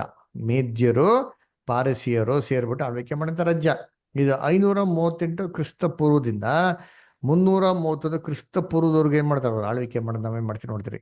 ಇದಾಗಿದ ನಂತರ ಬಂದಿರೋಂಥ 3ನೇ ರಾಜ್ಯವನ್ನೇ ಆ ತೊಡೆ ಮತ್ತೆ ಹೊಟ್ಟೆ ತಾಮ್ರದಾಗಿರೋದು ಏನ್ ಮಾಡ್ತಾರೆ, ಸೂಚನೆ ಮಾಡೋದು. ಅದು ಯಾವ ರಾಜ್ಯ? ಗ್ರೀಸ್ ರಾಜ್ಯನ ಏನ್ ಮಾಡ್ತಾರೆ, ಸೂಚನೆ ಮಾಡ್ತಾರೆ. 331 ಕ್ರಿಸ್ತ ಪೂರ್ವದಿಂದ ಹಿಡಿದು 160 ಕ್ರಿಸ್ತ ಪೂರ್ವದವರೆಗೂ ಆಳ್ವಿಕೆ ಮಾಡ್ತಾರೆ 3ನೇ ರಾಜ್ಯ. ಇದಾಗಿದಂತ ಬಂದಂತ 4ನೇ ರಾಜ್ಯ ಯಾವ ರಾಜ್ಯಪ್ಪ ಅಂತಂದ್ರೆ ಅದೇ ರೋಮ್ ರಾಜ್ಯ. ಅಂದ್ರೆ 160 ಕ್ರಿಸ್ತ ಪೂರ್ವದಿಂದ 470 ಕ್ರಿಸ್ತ ಶಕದವರೆಗೂ ಆಳ್ವಿಕೆ ಮಾಡಿದ ರಾಜ್ಯ ರೋಮ್ ರಾಜ್ಯ.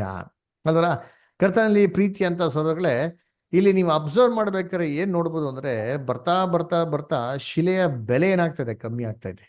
ಲೋಹಗಳ ಬೆಲೆ ಏನಾಗ್ತದೆ, ಕಮ್ಮಿ ಆಗ್ತದೆ. ಆದ್ರೆ ಏನ್ರಿ, ಲೋಹದ ಬಲ ಜಾಸ್ತಿ ಆಗ್ತಾ ಇದೆ. ಚಿನ್ನ ಎಲ್ಲದಕ್ಕಿಂತ ತುಂಬಾ ಬೆಲೆ ಉಳ್ಳಂಥದ್ದು. ಅದಕ್ಕಿಂತ ಸ್ವಲ್ಪ ಕನಿಷ್ಠವಾಗಿರೋ ಕಮ್ಮಿ ಬೆಲೆ ಅಂದ್ರೆ ಬೆಳ್ಳಿ, ಅದಕ್ಕಿಂತ ಕಮ್ಮಿ ಬೆಲೆ ಅಂದ್ರೆ ತಾಮ್ರ, ಅದಕ್ಕಿಂತ ಕಮ್ಮಿ ಬೆಲೆ ಅಂದ್ರೆ ಕಬ್ಬಣ, ಎಲ್ಲದಕ್ಕಿಂತ ಕಮ್ಮಿ. ಆದ್ರೆ ಬಲದಲ್ಲಿ ನೋಡಿದ್ರೆ ಕಬ್ಬಣ ಎಲ್ಲದಕ್ಕಿಂತ ಬಲಶಾಲಿ. ಏನ್ರಿ, ಬೆಳ್ಳಿ ಏನ್ರಿ ಅಷ್ಟೊಂದು ಇಲ್ಲ, ತಾಮ್ರ ಅಷ್ಟೊಂದಿಲ್ಲ, ಆದ್ರೆ ಕಬ್ಬಣ ಎಲ್ಲದಕ್ಕಿಂತ ಬಲಶಾಲಿ. ಇದು ಏನಪ್ಪ ಸೂಚನೆ ಮಾಡ್ತಾರೆ ಅಂತಂದ್ರೆ, ಈ ರಾಜ್ಯಗಳು ಆಡಳಿತ ಮಾಡ್ತಾ ಮಾಡ್ತಾ ಮಾಡ್ತಾ ಮನುಷ್ಯನ್ಗೆ ಆ ರಾಜ್ಯದಲ್ಲಿರೋಂಥ ಬೆಲೆ ಏನಾಗೋಯ್ತು, ಕಮ್ಮಿ ಆಗೋಯ್ತು. ಆದ್ರೆ ಹೋಗ್ತಾ ಹೋಗ್ತಾ ಏನಾಯ್ತು, ಅವರ ಆಡಳಿತ ಭಯಂಕರವಾಗಿ ಕ್ರೂರವಾಗಾಯ್ತು, ಬಲವಾಗಾಯ್ತು, ತುಂಬಾ ಸ್ಟ್ರಾಂಗ್ ಆಗಿತ್ತು ಅಂತ ಏನ್ರಿ ಸೂಚನೆ ಮಾಡ್ತಾರೆ. ಅದನ್ನ ಕರ್ತನಲ್ಲಿ ಪ್ರೀತಿ ಅಂತ ಸೊಗಳೆ ಈ ಪಾದ ಭಾಗದ ವಿಶೇಷತೆ ಏನಪ್ಪಾ ನೋಡಿದ್ರೆ, ಇದು ಕಬ್ಬಣ ಮತ್ತೆ ಜೇಡಿ ಮಣ್ಣು ಮಿಶ್ರಣವಾಗಿರೋಂಥ ರಾಜ್ಯವಾಗಿತ್ತು ಅಂತ ಹೇಳ್ತಾರೆ. ಇದನ್ನ ದಾನಿಯಲ್ಲು ಅರ್ಥ ನಮ್ಗೆ ಅಲ್ಲೇ ಹೇಳ್ತಾರೆ. ಏನ್ ಹೇಳ್ತಾರೆ ಅಂದ್ರೆ, ಜೇಡಿ ಮಣ್ಣಿನೊಂದಿಗೆ ಕಬ್ಬಿಣವು ಮಿಶ್ರಣವಾಗಿರೋದು ನೀನು ಕಂಡೇ ಅಲ್ಲ ಅಂತನ್ಬಿಟ್ಟು ಅದ್ರ ಅರ್ಥ ಏನು ಅಂತ ಹೇಳ್ತಾರೆ. ಅದರ ಅರ್ಥ ಏನಂತೆ ಓದೋಣ. ಪುಷ್ಪಲತಾ ಅಷ್ಟು ಓದಿ. ದಾನಿಯಲ್ 2:42 ಓದಿ ಸ್ಟರ್. ಡ್ಯಾನಿಯಲ್ 2:42 ಓದಿ. ಕಾಲ್ಬೆರಳುಗಳ ಒಂದಂಶವು ಕಬ್ಬಿಣ ಒಂದಂಶವು ಮಣ್ಣು ಆಗಿದ್ದ ಹಾಗೆ ಆ ರಾಜ್ಯದ ಒಂದಂಶವು ಗಟ್ಟಿ ಒಂದಂಶವು ಬೆಂಡು. ನೋಡ್ರ, ಒಂದಂಶ ಗಟ್ಟಿ ಇನ್ನೊಂದು ಅಂಶ ಅಂದ್ರೆ ಒಂದು ಟೊಳ್ಳು ಅಂತ ಹೇಳ್ತಾರೆ. ಸರಿ, ನೆಕ್ಸ್ಟ್ ಕಂಟಿನ್ಯೂ ಮಾಡಿ ಇಷ್ಟ. ಆಮೇಲೆ ಕಬ್ಬಿಣವು ಜೇಡಿ ಮಣ್ಣಿನೊಂದಿಗೆ ಬೆರೆತಿರುವುದನ್ನು ನೀನು ನೋಡಿದ ಮೇರೆಗೆ ಆ ರಾಜ್ಯಾಂಶಗಳು ಸಂತತಿ ಸಂಬಂಧದಿಂದ ಬೆರೆತುಕೊಳ್ಳುವವು. ನೋಡ್ರ, ಇನ್ನೊಂದು ಜೇಡಿ ಮಣ್ಣು ಕಬ್ಬಿಣ ಜೊತೆ ಮಿಶ್ರಣ ಆಗೋದಕ್ಕೆ ಏನ್ ಹೇಳ್ತಾರೆ, ರಾಜ್ಯ ಸಂತತಿ ಕಬ್ಬಿಣ ಜೊತೆಗೆ ಏನಾಗ್ತಾರೆ, ಬೆರೆತೋಗ್ತಾರೆ ಅಂತ ಹೇಳ್ತಾರೆ. ಹಂಗಾರೆ ಏನಪ್ಪ ಇಲ್ಲಿ ಅಂದ್ರೆ ನೋಡಿ, ಕಬ್ಬಿಣ ಅಂದ್ರೆ ರೋಮ್ ರಾಜ್ ಅಂತ ನೋಡಿದ್ರಿ. ರೋಮ್ ರಾಜ್ಯ ಜೊತೆಗೆ ಜೇಡಿ ಮಣ್ಣು ಬೆರ್ತಕ್ಕಂತ ಅದು ಸಂತತಿ ಅಂತ ಹೇಳ್ತಾರೆ. ಏನಪ್ಪ ಇದು ಬರುವ ವಾರದಲ್ಲಿ ಸಂತತಿ ಕ್ಲಾಸ್ ನೋಡೋಣ ಆಯ್ತರ. ಅಂದ್ರೆ ಜೇಡಿ ಮಣ್ಣು ಅಂತ ಏನ್ ನೋಡೋಣ ನೋಡ್ತೀನಿ ನೋಡಿ. ಇಲ್ಲಿ ಸ್ಕ್ರೀನಲ್ಲಿ ನೋಡೋದ್ರೆ ಜೇಡಿ ಮಣ್ಣು ನೋಡಿ ಕಾಣಿಸ್ ನೋಡ್ತೀರಿ. ಕೆಳಗಿರೋದು ಕಲ್ಲು, ಮೇಲಿರೋದು ಜೇಡಿ ಮಣ್ಣು. ಈ ಜೇಡಿ ಮಣ್ಣು ಮತ್ತೆ ಕಲ್ಲು ಎರಡೂ ನೋಡೋಕೆ ಒಂದೇ ತರ ಇದಾರೆ, ಆದ್ರೆ ಎರಡು ಒಂದೇ ಅಲ್ಲ ರೀ, ತುಂಬಾ ವ್ಯತ್ಯಾಸ ಇದೆ. ಕಲ್ಲು ತುಂಬಾ ಗಟ್ಟಿ, ಆದ್ರೆ ಜೇಡಿ ಮಣ್ಣು ನೋಡೋಕೆ ಕಲ್ ತರನೇ ಇರ್ತದೆ ಪಕ್ಕ, ಆದ್ರೆ ಕಲ್ಲಲ್ಲ. ಹಂಗೇ ಕಲ್ತರ ಶಕ್ತಿಶಾಲಿ ಆಗಿದೆ ಅಂತ ನೋಡ್ಸ್ಕೊಂತಾರೆ, ಡೂಪ್ಲಿಕೇಟ್ ಕಲ್ತರ ನೋಡ್ಸ್ಕೊಂತಾರೆ, ಅಲ್ಲ ಅದೇ ಕಲ್ಲಲ್ಲ ರೀ. ಅದಕ್ಕೆ ಡೂಪ್ಲಿಕೇಟ್ ಕಲ್ಲು ಅಂತ ಹೇಳ್ಬೋದು ಜೇಡಿ ಮಣ್ಣ. ಬೈಬಲ್ನಲ್ಲಿ ಕಲ್ಲು ಅಂತಂದ್ರೆ ಯಾವ್ದಪ್ಪ ಅಂದ್ರೆ ಸಭೆ. ನಾವಲ್ಲಿ ಏನಾಗಿದ್ರಿ, ದೇವರ ಆಲಯನ ಕಟ್ಟುವಂಥದ್ದು ಜೀವವುಳ್ಳ ಕಳ್ಳುಗಳಾಗಿದ್ದೀರಿ ಅಂತ ಬೈಬಲ್ ಹೇಳ್ತಾರ ಇಲ್ಲ? ನೀವು ಸಹ ಜೀವವುಳ್ಳ ಕಳ್ಳುಗಳಾಗಿದ್ದು ಆತ್ಮ ಸಂಬಂಧ ಮಂದಿರವಾಗಲಿಕ್ಕೆ ಕಟ್ಟಲ್ಪಟ್ಟುತ್ತಾ ಇದ್ದೀರಿ ಅಂತ 1 ಪೇತ್ರ 2:5 ಹೇಳ್ತಾ ತಾನೆ. ಹಂಗಾರೆ ಕಲ್ಲು ಅಂತಂದ್ರೆ ಸಭೆ ಅಂತಂದ್ರೆ ಜೇಡಿ ಮಣ್ಣು ಏನಪ್ಪಾ, ಡೂಪ್ಲಿಕೇಟ್ ಕಲ್ಲು ಅಂದ್ರೆ ಡೂಪ್ಲಿಕೇಟ್ ಸಭೆ. ಇದೇನ್ ಬದರ್ ಇದು ಡೂಪ್ಲಿಕೇಟ್ ಸಭೆ ಅಂತೆಲ್ಲ ಹೇಳ್ತೀರಾ ಅಂತಂದ್ರೆ ನಿಮ್ಗೆ ಆಶ್ಚರ್ಯ ಆಗ್ಬೋದು. ಹೌದು, ಕರ್ತನಲ್ಲಿ ಪ್ರೀತಿ ಅಂತ ಸೊಗಳೆ ಲೋಕದಲ್ಲಿ ಎಲ್ಲಾರು ಕ್ರೈಸ್ತವರಾಗೋದಕ್ಕೆ ಸಾಧ್ಯ ಇಲ್ಲ ರೀ. ಡೂಪ್ಲಿಕೇಟ್ ಕ್ರೈಸ್ತವ್ರು ಕೂಡ ಇದಾರೆ. ಅದನ್ನ ಏನ್ ಹೇಳ್ತಾರೆ ನೋಡಿರ್ತೀನಿ. ಏನ್ ಹೇಳ್ತಾರೆ ಅಂದ್ರೆ, ಈ ಜೇಡಿ ಮಣ್ಣು ಈ ಕಬ್ಬಿಣ ಜೊತೆ ಹೇಗ್ ಮಿಶ್ರಣವಾಯ್ತೋ ಮನುಷ್ಯನ ಸಂತತಿ ಈ ರಾಜ್ಯ ಜೊತೆಗೆ ಸೇರ್ಕೊಂತಾರೆ ಅಂತ ಹೇಳ್ತಾರೆ. ಸಭೆ ಲೋಕ ರಾಜ್ಯಗಳ ಜೊತೆಗೆ ಏನ್ ಮಾಡ್ಬಿಡ್ತಾರೆ, ಸೇರ್ಕೊಂಡ್ಬಿಡ್ತೀವಿ ಅಲ್ವರ. ಕಬ್ಬಿಣ ಅಂದ್ರೆ ಯಾವ ರಾಜ್ಯ ಅಂತ ನೋಡಿದ್ರೆ ರೋಮ್ ರಾಜ್ಯ.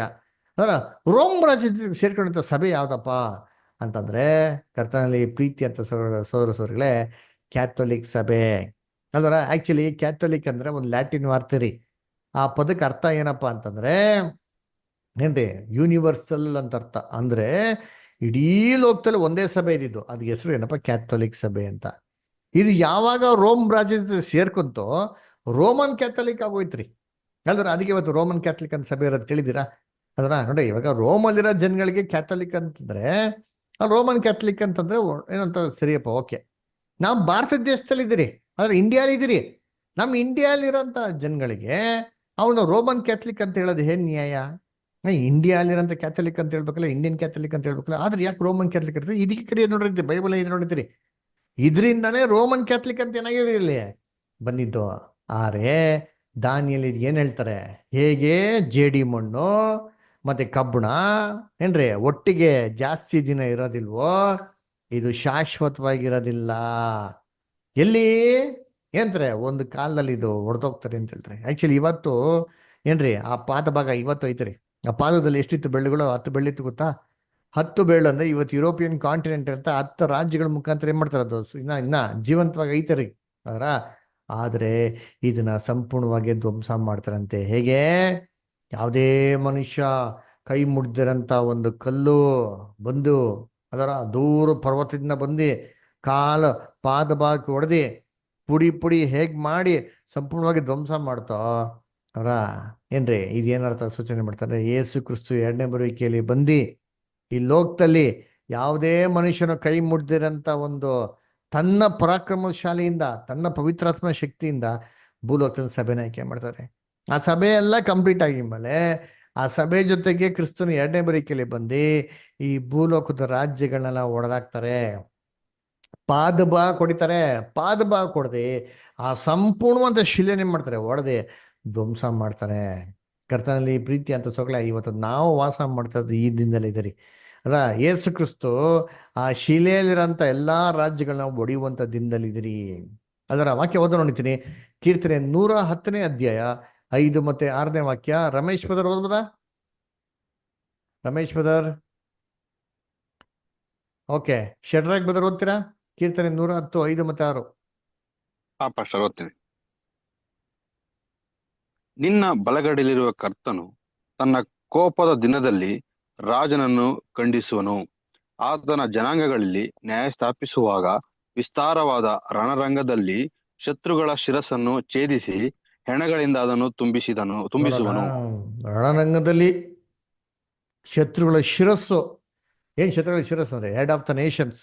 ಯಾರು head of the Nations? Prime minister, ಆಮೇಲೆ ಪ್ರೆಸಿಡೆಂಟ್ಗಳಿದಾರಲ್ಲ, ಇವರೆಲ್ಲ ದೊಡ್ಡ ದೊಡ್ಡ ವ್ಯಕ್ತಿಗಳನ್ನ ಶಿರಸ್ಸು ಯಜ್ಞೆ ಮಾಡೋದು, ವಾಡದ್ ಬಿಸಾಕ್ತದೆ ಅಂತಾರೆ. ಅದಕ್ಕೆ ಹೇಳೋದು, ನಿನ್ನ ಬಲಗಡೆ ಇರುವಂತ ಕರ್ತನೋ ತನ್ನ ಕೋಪದ ದಿನದಲ್ಲಿ ರಾಜ್ಯರನ್ನು ಖಂಡಿಸುವರು. ಇವಾಗ ಅದಕ್ಕೆ ಎಲ್ಲಾ ರಾಜ್ಯಗಳನ್ನ ಪುಡಿ ಮಾಡ್ತಾ ಬರ್ತಾ ಹೊಣ್ತೀರಿ. ಪುಡಿ ಮಾಡಿ ಮಾಡಿ ಮಾಡಿ ಮಾಡಿ ಎಲ್ಲ ಪವರ್ಫುಲ್ ಆಗಿರೋಂಥ ನೇಷನ್ಸ್ನ ಕಂಪ್ಲೀಟ್ ಪವರ್ಲೆಸ್ ಆಗಿ ಮಾಡ್ತಾ ಇದ್ದಾರೆ ಇವತ್ತು. ಯಾವ್ದಾರ ಇವತ್ತು ಈ ದಿನದಲ್ಲಿ ನೋಡ್ತೀರಿ, ಒಂದು ಸತಿ ಇವೆಲ್ಲ ರಾಜ್ಯಗಳನ್ನ ಸಂಪೂರ್ಣವಾಗಿ ಪುಡಿ ಪುಡಿ ಮಾಡಿ ಮೇಲೆ ಏನ್ ನೋಡ್ತೀರಿ, ಜೋರಿಗೆ ಬಿರುಗಾಳಿ ಬಂದು ಬೀಸ್ಕೊಂಡು ಹೋಗ್ತು. ಹೇಗ್ ಬೀಸ್ಕೊಂಡೋಯ್ತು ಅಂತಂದ್ರೆ, ಅಲ್ಲಿ ರಾಜ್ಯ ಇರೋದು, ಆ ಶಿಲೆ ಇರೋಂಥ ಒಂದು ಸುಳಿವೆ ಸಿಕ್ಕಿಲ್ವಂತಾರೆ. ಅದರ ಇದೇನಪ್ಪ ಸೂಚನೆ ಮಾಡ್ತಾರೆ ಅಂದ್ರೆ, ಬರುವಂತ ಗ್ರೇಟ್ ಟೈಮ್ ಆಫ್ ಟ್ರಬಲ್ ಅಲ್ಲಿ, ಮಹಾಹಿಂಸೆ ದಿನದಲ್ಲಿ ಈ ಲೋಕ ರಾಜ್ಯಗಳೆಲ್ಲ ಕಂಪ್ಲೀಟ್ ಆಗಿ ಇಲ್ಲದಂತೆ ಹೋಗ್ಬಿಡ್ತದೆ. ದೇವರು ತನ್ನ ರಾಜ್ಯವನ್ನು ಏನ್ ಮಾಡ್ತಾರೆ, ಅಲ್ಲಿ ಭೂಲೋಕದಲ್ಲಿ ಸ್ಥಾಪನೆ ಮಾಡ್ತಾರೆ. ಹಿಂಗೆ ಒಂದು ಕಲ್ಲು ಗುಂಡೆ ಬೆಳೆದು ಬೆಳೆದು ಬೆಳೆದು ದೊಡ್ಡ ಪರ್ವತ ಆಗಿ ಇಡೀ ಭೂಮಿನ ಆವರಿಸ್ಕೊಂಡ್ಬಿಡ್ತು. ಆ ರೀತಿ ಕರ್ತನಲ್ಲಿ ಪ್ರೀತಿ ಅಂತ ಸೊಗಳೆ ದೇವರು ತನ್ನ ರಾಜ್ಯವನ್ನು ಎಲ್ಲಿ ಸ್ಥಾಪನೆ ಮಾಡ್ತಾರೆ? ಭೂಲೋಕದಲ್ಲಿ ಸ್ಥಾಪನೆ ಮಾಡ್ತಾರೆ. ಅದು ಇಡೀ ಬ್ರಹ್ಮಾಂಡವನ್ನು ಏನ್ ಮಾಡ್ತಾ ಆವರಿಸ್ಕೊಂತಾರೆ. ಹಿಂಗೆ ಬಾಬಿಲೋನು, ಮೇಧೋ ಪರ್ಷಿಯಾ, ಗ್ರೀಸ್ ಎಲ್ಲ ಎಲ್ಲಿತ್ತು ರಾಜ್ಯಗಳು? ಎಲ್ಲ ಭೂಲೋಕದಲ್ಲೇ ಇತ್ತು. ರೋಮ್ ರಾಜ್ಯ ಕೂಡ ಭೂಲೋಕದಲ್ಲೇ ಇತ್ತು. ಯೇಸು ಕ್ರಿಸ್ತ ಹುಟ್ಟಬೇಕಾದ್ರೆ ಇಲ್ವಾ ರೋಮ್ ರಾಜ್ಯಗಳ ತಾನೇ ಇದ್ದಿದ್ದು? ಅದೇ ತರ ಈ ಕ್ರಿಸ್ತನ ರಾಜ್ಯ ಕೂಡ ಇದು ಭೂಲೋಕದಲ್ಲೇ ಸ್ಥಾಪನೆ ಆಗೋದು. ಇದು ಸತ್ಯವೇದದಲ್ಲಿ ನಮ್ಗೆ ಹೇಳಲ್ಪಟ್ಟಂತ 5ನೇ ಸಾಮ್ರಾಜ್ಯ. ಅದರ ಏನ್ರಿ? Fifth universal empire. ಓದನ ದಾನಿಯಲ್ 2:45. ಶರ್ಲಿ ಸಿಸ್ಟರ್ ಓದ್ಬೋದಾ? ಡ್ಯಾನಿಯಲ್ 2:45.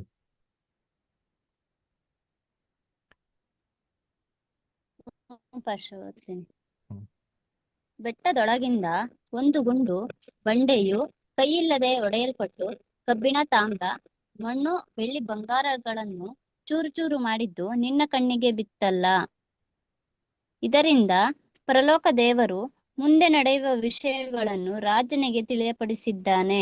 ಕನಸು ನಿಜ, ಅದರ ಅರ್ಥವು ನಂಬತಕ್ಕದ್ದು ಹೇಳಿದನು. ಆಗ ರಾಜನಾದ ನೆಬೂಕದ್ನೆಚ್ಚರನು ಸಾಕು ಸ್ಟಾರ್ ಅಲ್ಲ ಅದೇನು ಹೇಳ್ತಾರೆ ಏನ್ರಿ? ಕನಸು ನಿಜ, ನಂಬತಕ್ಕದ್ದು, ಸತ್ಯವಾದದ್ರಿ, ಇದು ನೆರವೇರ್ತದೆ ನೋಡ್ರ. ಹಂಗಾರೆ 5ನೇ ಸಾಮ್ರಾಜ್ಯ ರೋಮ್ ರಾಜ್ಯ ಭೂಲೋಕದಲ್ಲಿ ಸತ್ಯನ? ಎಸ್, ಸತ್ಯ. ಹೆಂಗೆ ರೋಮ್ ರಾಜ್ಯ ಭೂಲೋಕದಲ್ಲಿ ಇರೋ ಸತ್ಯನೋ ಅದೇ ಪ್ರಕಾರ ಏನ್ರಿ ಈ ಒಂದು ರಾಜ್ಯ ಕೂಡ ಭೂಲೋಕದಲ್ಲಿ ಇರೋದು ಅಷ್ಟೇ ಸತ್ಯ ಅಲ್ವರ? ಅಲ್ವರ? ಕರ್ತನಲ್ಲಿ ಪ್ರೀತಿ ಅಂತ ಸೋದರಿಗಳೇ, ಅದರ ಇವಾಗ ಏನಪ್ಪ ಮಾಡೋಣ ಅಂತಂದ್ರೆ ಏನ್ರಿ, ಇದೇ ಒಂದು ದರ್ಶನ ಏನ್ರಿ 7ನೇ ಅಧ್ಯಾಯ ನೋಡೋಣ. ಯಾರು ಓದ್ರಿ? ದಾನಿಯಲ್ 7ನೇ ಅಧ್ಯಾಯ 2 ಮತ್ತೆ 3. ವಿಲಾಸ್ ಬ್ರದರ್ ಓದ್ತೀರಾ? Yes pastor. ದಾನಿಯಲ್ 7:2-3. ಓಕೆ. ನಾನು ರಾತ್ರಿ ಕಂಡ ಕನಸಿನಲ್ಲಿ, ಆಹಾ, ಚತುರ್ದಿಕ್ಕಿನ ಗಾಳಿಗಳು ಮಹಾಸಾಗರದ ಮೇಲೆ ರಭಸವಾಗಿ ಬೀಸಿ ಬಡಿಯುತ್ತಿದ್ದವು. ಒಂದಕ್ಕೊಂದು ವಿಲಕ್ಷಣವಾದ 4 ದೊಡ್ಡ ಮೃಗಗಳು ಸಾಗರದೊಳಗಿಂದ ಬಂದವು. ಮೊದಲು ಕಾಣಿಸಿದ ಮೃಗವು ಸಿಂಹದ ಹಾಗಿತ್ತು. ಒಂದ್ ನಿಮಿಷ ನೋಡಿದ್ದೀನಿ. ಇವಾಗ ಅಲ್ಲಿ ನೋಡಿಸಿರಂತ ದರ್ಶನನೇ ಇಲ್ಲಿ ಇನ್ನೊಂದು ಆಂಗಲ್ ಅಲ್ಲಿ ದಾನಿಯಲ್ಗೆ ನೋಡಿಸ್ತಾರೆ.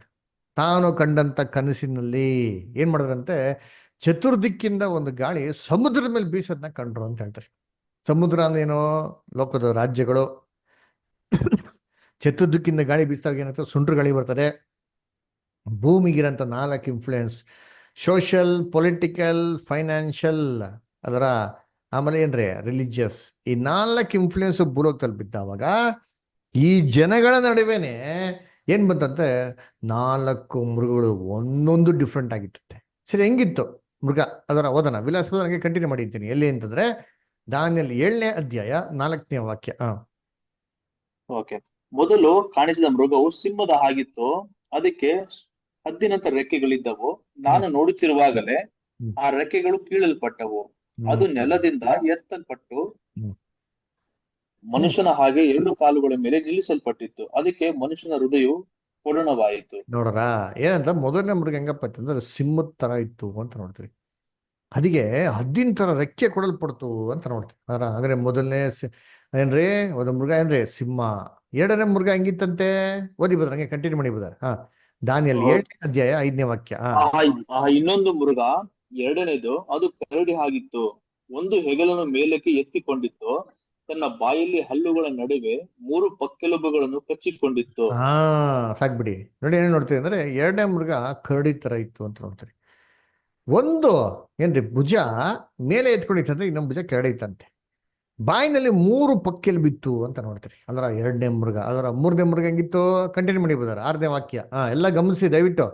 ಎಲ್ಲಾರು ಬೈಬಲ್ ತೆಗೆದು ಗಮನ ಇಟ್ಟು ಕೇಳಿ ಬ್ರದರ್ ಓದೋದನ್ನ ಓದಿ ಬ್ರದರ್. ಓಕೆ. ಅನಂತರ ನಾನು ನೋಡುತ್ತಿರುವಲ್ಲಿ ಇಗೋ, ಚಿರತೆಯ ಹಾಗಿರುವ ಮತ್ತೊಂದು ಮೃಗವು ಕಾಣಿಸಿತು. ಅದರ ಪಕ್ಕಗಳಲ್ಲಿ ಪಕ್ಷಿಯ ರೆಕ್ಕೆಯಂತಿರುವ 4 ರೆಕ್ಕೆಗಳಿದ್ದವು. ಆ ಮೃಗಕ್ಕೆ 4 ತಲೆಗಳಿದ್ದವು. ಅದಕ್ಕೆ ದೊರೆತನವು ಕೊಡಣವಾಯಿತು. ನೋಡ್ರ, ಮೂರನೇ ಮೃಗ ಹೆಂಗಪ್ಪ ಇತ್ತು ಅಂದ್ರೆ ಚಿರತೆ ತರ ಇತ್ತು ಅಂತ ನೋಡ್ತೀರಿ. ಅದಕ್ಕೆ 4 ರೆಕ್ಕೆಗಳಿತ್ತಂತೆ, 4 ತಲೆಗಳಿತ್ತಂತ್ರಿ. ಅದಕ್ಕೆ ದೊರೆತನ ಏನ್ರಿ ಅದಕ್ಕೆ ಕೊಡಣವಾಯ್ತು ಅಂತ ನೋಡ್ತೀರಿ. ಕರ್ತನಲ್ಲಿ ಪ್ರೀತಿ ಅಂತ ಸ್ವರಗಳೇ, ಚಿರತೆ ತರ ಅಂತ ಮೂರನೇ ಮೃಗ. 4ನೇ ಮೃಗ ಹೆಂಗಿತ್ತು ಓದ ನೋಡಿರ್ತೀನಿ. ಅದರ ಎಲ್ಲಾ ಮೃಗಕ್ಕಂತೂ ಟೋಟಲ್ ಡಿಫ್ರೆಂಟ್ ಇದು. ಯಾರ ಹೆಂಗಿತ್ತು ರಂಗಸ್ವಾಮಿ ಬದರ್ ಓದಿ. ದಾನಿಯಲ್ಲಿ 7ನೇ ಅಧ್ಯಾಯ 7 ಮತ್ತು 8ನೇ ವಾಕ್ಯ ಬದರ್. ನಾನು ರಾತ್ರಿ ಕಂಡ ಕನಸಿನಲ್ಲಿ ಸ್ವಲ್ಪ ಹೊತ್ತಿನ ಮೇಲೆ ಆಹಾ, 4ನೇ ಮೃಗವು ಕಾಣಿಸಿತು. ಅದು ಭಯಂಕರ ಎದುರಿಸುವಂಥದ್ದು, ಅಧಿಕ ಬಲವುಳ್ಳದು. ಅದಕ್ಕೆ ಕಬ್ಬಿಣದ ದೊಡ್ಡ ಹಲ್ಲುಗಳಿದ್ದವು. ಅದು ನುಂಗುತ್ತಾ ಚೂರು ಚೂರು ಮಾಡುತ್ತಾ ಮಿಕ್ಕುದನ್ನು ಕಾಲುಗಳಿಂದ ತುಳಿಯುತ್ತಾ ಇತ್ತು. ಅದು ಮಿಂಚಿನ ಎಲ್ಲಾ ಮೃಗಗಳಿಗಿಂತ ವಿಲಕ್ಷಣವಾಗಿತ್ತು. ಅದಕ್ಕೆ 10 ಕೊಂಬುಗಳಿದ್ದವು. ನಾನು ಆ ಕೊಂಬುಗಳನ್ನು ಗಮನಿಸುತ್ತಿರುವಲ್ಲಿ ಇಗೋ, ಅವುಗಳ ನಡುವೆ ಇನ್ನೊಂದು ಚಿಕ್ಕ ಕೊಂಬು ಮೊಳೆಯಿತು. ಅದರ ದೃಷ್ಟಿಯಿಂದ ಮುಂಚಿನ ಕೊಂಬುಗಳಲ್ಲಿ 3 ಬೇರು ಸಹಿತ ಕೀಳಲ್ಪಟ್ಟವು. ಈ ಕೊಂಬಿನಲ್ಲಿ ಮನುಷ್ಯನ ಕಣ್ಣುಗಳಂತಿರುವ ಕಣ್ಣುಗಳು, ಬಡಾಯಿ ಕೊಚ್ಚಿಕೊಳ್ಳುವ ಬಾಯಿಯೂ ಇದ್ದವು. ನೋಡಿ ಇಲ್ಲಿ 4ನೇ ಮೃಗ ಹೆಂಗಪ್ಪ ಇತ್ತು ಅಂತಂದ್ರೆ ಎಲ್ಲಾ ಮೃಗಗಳಕ್ಕಿಂತ ಭಯಂಕರವಾಗಿ ಎದುರಿಸುವಂತದ್ದಾಗಿರ್ತದೆ. ಟೋಟಲಿ ಡಿಫ್ರೆಂಟ್ ರೀ ಎಲ್ಲಾ ಮೃಗಗಳಿಗೆ. ಏನಪ್ಪ ಡಿಫ್ರೆಂಟ್ ಅಂದ್ರೆ ನೋಡಿ, ಎಲ್ಲಾ ಮೃಗಗಳಿಗೆ ಹೆಸರು ಕೊಟ್ರು. ಈ ಮೃಗಕ್ಕೆ ಹೆಸರನ್ನೇ ಕೊಡಕ್ಕಾಗತ್ತೆ. ಅದರ ಭಯಂಕರ ಫೆರೋಷಿಯಸ್ ಬೀಸ್ಟ್ ಅಂತ ಕೊಟ್ಬಿಟ್ರಿ. ಅದರ ಇದೇನಪ್ಪ ಸ್ಪೆಷಾಲಿಟಿ ಅಂತಂದ್ರೆ ಬೇರೆ ಎಲ್ಲಾ ಮೃಗಗಳಿಗೆ ಕೊಂಬೆ ಇರಲಿಲ್ಲ ರೀ. ಆದ್ರೆ ಈ ಮೃಗಕ್ಕೇನಿದೆ ಕೊಂಬಿತ್ತಂತೆ. ಎಷ್ಟಿತ್ತಂತೆ ತಲೆ ಮೇಲೆ ಕೊಂಬು ಅಂತ ಅಬ್ಸರ್ವ್ ಮಾಡಿದ್ರೆ 10 ಕೊಂಬುಗಳಿತ್ತಂತೆ. ಅದ್ರ ಹಿಂಗೇ ನೋಡ್ತಾ ಇರ್ಬೇಕ್ರೆ ಏನ್ರಿ ಆ ತಲೆಯಲ್ಲಿ ಒಂದ್ ಚಿಕ್ಕ ಕೊಂಬು ಮೊಳಿತಾ ಬಂತಂತಾರೆ. ಇದ್ರ ದೆಸೆಯಿಂದ 3 ಕೊಂಬು ಬೇರ್ ಸಮೇತ ಕೀಳಲ್ಪಡ್ತಂತರಿ. ಅಂದ್ರ ಈ ಚಿಕ್ಕ ಬೆಳಿತಲ್ಲ ಕೊಂಬು, ಅದ್ರ ಸ್ಪೆಷಾಲಿಟಿ ಏನಪ್ಪಾ ಅಂತ ನೋಡ್ತಿದ್ರೆ ಅದ್ರಲ್ಲಿ ಮನುಷ್ಯನ್ಗಿರಂತ ಬಾಯಿ, ಬಡಾಯಿ ಕೊಚ್ಕೊಳಂತ ಬಾಯಿ, ಆಮೇಲೆ ಮನುಷ್ಯನ್ಗಿರಂತ ಕಣ್ಣೇನಾಗಿತ್ತಂತೆ ಅದ್ರಲ್ಲಿ ಇತ್ತು ಅಂತ ಹೇಳ್ತಾರೆ. ಇದು 4ನೇ ಮೃಗ ರೀ. ಏನಿದೆ ಅರ್ಥ? ಕರ್ತನಲ್ಲಿ ಪ್ರೀತಿ ಅಂತ ಸ್ವರ್ಗಳೇ ಸೇಮ್ ರೀ. ದಾನಿಯಲ್ಲಿ 2ನೇ ಅಧ್ಯಾಯ ನೋಡಿದಂತ ಅರ್ಥನೇ ಇಲ್ಲಿರೋದು ಅಲ್ಲರ. ಸೇಮ್ ರೀ ಅಲ್ಲರ. ಅಲ್ಲೇನ್ ಮಾಡಿದ್ರೆ ಏನ್ರಿ ಒಂದು ಲೋಹದ ಮುಖಾಂತರ, ಒಂದು ಶಿಲೆಯ ಮುಖಾಂತರ ನೋಡ್ತಾರೆ. ಇಲ್ಲಿ 4 ಮೃಗಗಳ ರೀತಿಯಲ್ಲಿ ಏನ್ ನಮ್ಗೆ ನೋಡ್ಸ್ಬಿಡ್ತಾರೆ. ಹೇಗೆ ಅಂತಂದ್ರೆ ಅಲ್ಲೇ ನೋಡ್ತೀರಿ ಏನ್ರಿ ಒಂದು ಆಂಗಲ್, ಇಲ್ಲಿ ಇನ್ನೊಂದು ಆಂಗಲ್ ಏನ್ರಿ. ದಾನಿಯಲ್ಲಿ 7ನೇ ಅಧ್ಯಾಯ ನೋಡೋದು ಏನ್ರಿ ಲೋಕದ ರಾಜ್ಯಗಳು ದೇವರ ದೃಷ್ಟಿಯಲ್ಲಿ ಹೇಗಿದೆ ಅಂತ. ದೇವರ ದೃಷ್ಟಿಯಲ್ಲಿ ಲೋಕದ ರಾಜ್ಯಗಳೆಲ್ಲ ಕ್ರೂರವಾಗಿರೋಂಥ ಮೃಗದ ತರ ಐತರಿ. ಆದರೆ ಇದೇ ಒಂದು ಲೋಕದ ರಾಜ್ಯಗಳು ಮನುಷ್ಯನ ದೃಷ್ಟಿಯಲ್ಲಿ ಹೆಂಗಿದೆ, ತುಂಬಾ ಸೂಪರ್ ಆಗಿದೆ. ಅದಕ್ಕೆ ಅವತ್ತು ಮನುಷ್ಯ ಹಿಸ್ಟ್ರಿ ಓದ್ಬಿಟ್ಟು ಎಷ್ಟೆಷ್ಟೋ ಯುದ್ಧಗಳ ಬಗ್ಗೆ ಓದ್ಬಿಟ್ಟು ಅಂತಂಥ ಪರಾಕ್ರಮ ವೀರರುಗಳು ಇವನ್ನೆಲ್ಲ ಸಾಯಿಸಿ ಎಷ್ಟೋ ಕುಟುಂಬನ ನಾಶ ಮಾಡಿ ತಬ್ಬಲಿಗಳನ್ನಾಗಿ ಮಾಡಿ ಅದರ ಹಂಗೆ ಮಾಡಿರಂತ ಈ ಯುದ್ಧಗಳನ್ನೆಲ್ಲ ನೋಡಿ ಹಿಸ್ಟ್ರಿ ಅವ್ರು ಏನ್ ಮಾಡ್ತಾರೆ, ಅಪ್ರಿಷಿಯೇಟ್ ಮಾಡ್ತಾರೆ. ಓ ಅಂಥ ವೈಭವದಿಂದ ಆಳ್ವಿಕೆ ಮಾಡೋದು, ಹಿಂಗ್ ಆಳ್ವಿಕೆ ಮಾಡೋದು ಅಂತ. ಇವೆಲ್ಲ ದೇವ ದೃಷ್ಟಿಯಲ್ಲಿ ಅಸಹ್ಯವಾಗಿರೋಂಥ ಕ್ರೂರವಾಗಿರೋ ಮುರುಗಳ ತರ ಇದೆ ರೀ ಅಲ್ವರಾ.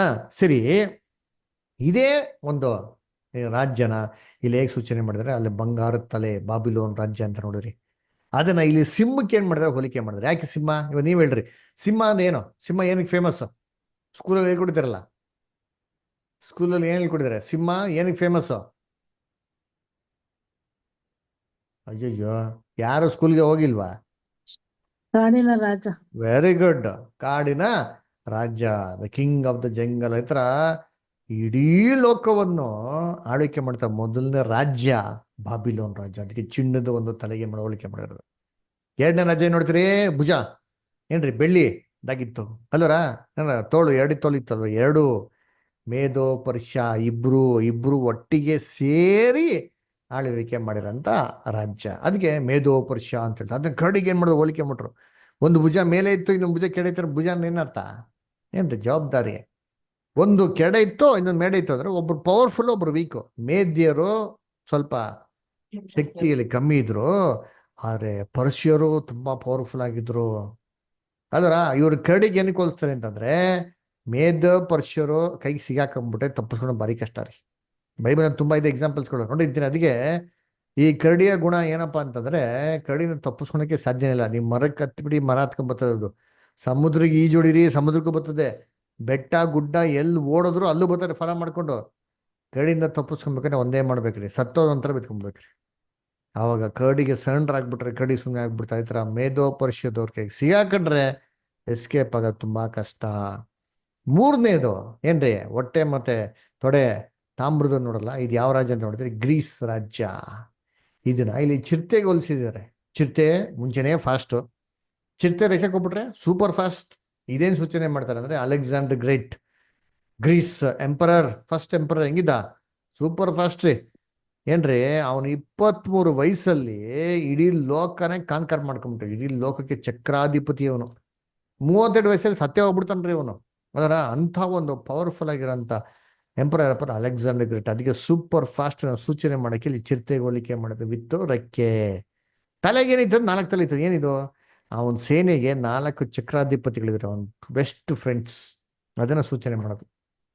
ಆಮೇಲೆ ಇಲ್ಲಿ ಕಬ್ಬಣದ ಕಾಲ ಅಂದ್ರೆ ರೋಮ್ ರಾಜ್ಯ ಅಂತ ನೋಡಿದ್ರೆ, ಅದರ ಆ ರೋಮ್ ರಾಜ್ಯನೇ ಕ್ರೂರವಾಗಿಂತ ಮೃಗಕ್ಕೆ ಮಾಡೋದು, ಹೋಲಿಕೆ ಮಾಡೋದು. ಅಲ್ಲೇನ್ ಮಾಡಿದ್ರಿ? ಪಾದದಲ್ಲಿ ಎಷ್ಟಿತ್ತು? ಜೇಡಿ ಮಣ್ಣು ಮತ್ತೆ 10 ಬೆಳ್ಳುಗಳು ಅಲ್ವರ? ಇಲ್ಲಿ ಏನಾಗಿದೆ ಅಂತೆ? ತಲೆ ಮೇಲೆ ಎಷ್ಟು ಕೊಂಬುಗಳು? 10 ಕೊಂಬುಗಳು. ನೋಡ್ರ ಹೆಂಗಿದೆ? ಸೇಮ್ ಅದರ. ಈ 10 ಕೊಂಬುಗಳನ್ನೇನು? ಅದನ್ನ ದಾನಿಯಲ್ಲು ನಮ್ಗೆ ಅರ್ಥ ಹೇಳ್ತಾರೆ. ಎಲ್ಲಿ ಹೇಳ್ತಾರೆ?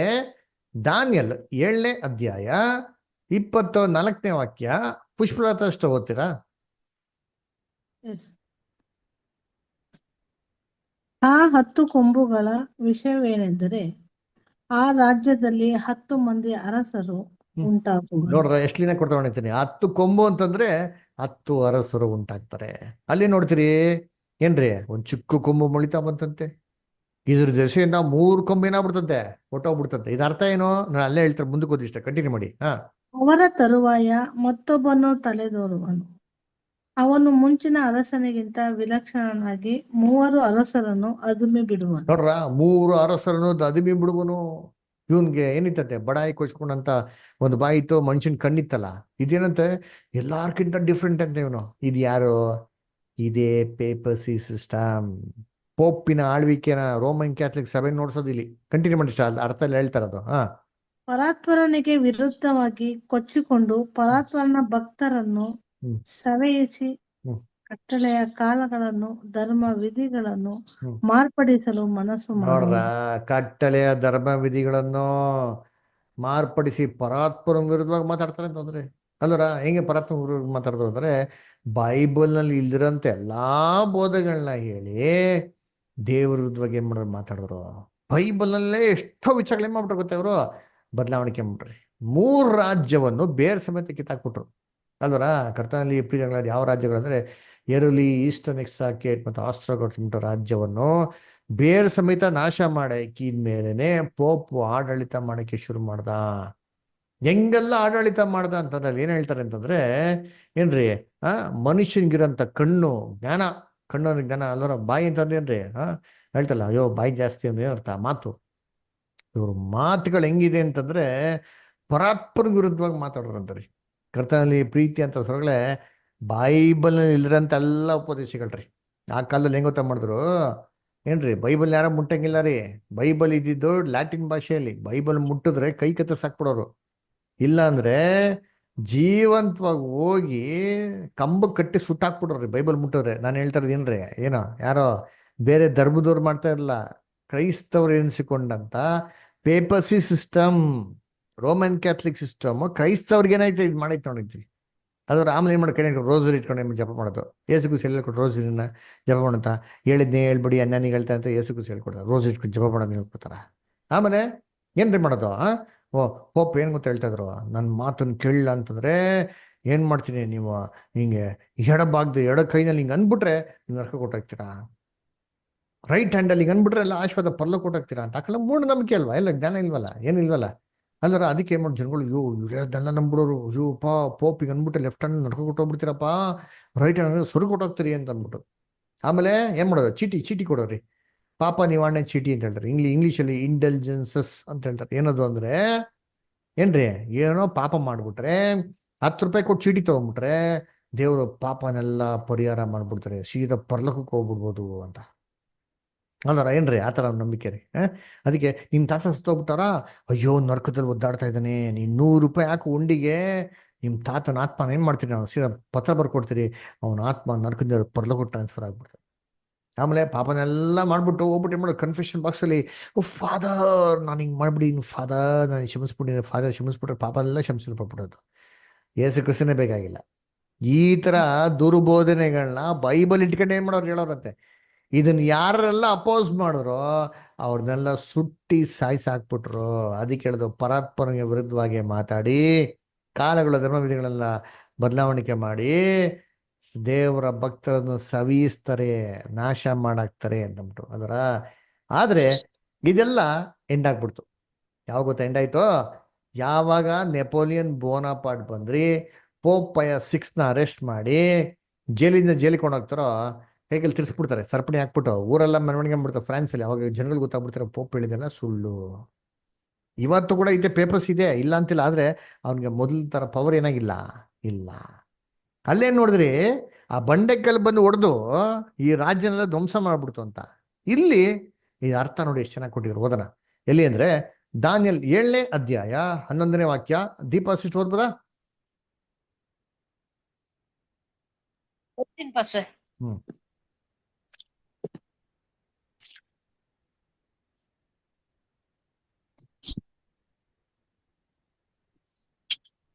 ಆಗ ನಾನು ನೋಡುತ್ತಿರಲು, ಇಗೋ, ಕೊಂಬು ಬಡಾಯಿ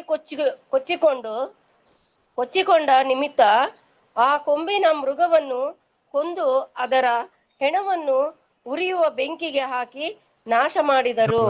ಏನ್ ಮಾಡ್ತಾರೆ, ಉರಿಯ ಬೆಂಕಿಗೆ ಹಾಕಿ ನಾಶ ಮಾಡಿದ್ರು. ಇದೇನು ಎಲ್ಲ ಏನ್ ಮಾಡ್ತಾರೆ, ಅಯ್ಯೋ ನರಕಕ್ಕೆ ಹಾಕ್ಬಿಟ್ರೆ, ನರಕ ಇರ್ಕಲ್ಲ ರೀ, ಬೆಂಕಿಗೆ ಹಾಕ್ಬಿಟ್ಟು ಕೊಡ್ರಿ. ಹೆಂಗೆ ಮೃಗ ಬಂದ್ಬಿಟ್ಟು ಒಂದು ನೇರವಾಗಿರೋಂಥ ನಿಜವಾದ ಮೃಗ ಅಲ್ವೋ, ಇಲ್ಲಿ ಬೆಂಕಿ ಅಂದ್ರೆ ಕೂಡ ಹೇಳ್ಬೇಕಾರೆ ಏನ್ರಿ, ದೇವರ ಕೋಪಕ್ಕೆ ಕೇಳೋದು ತರ.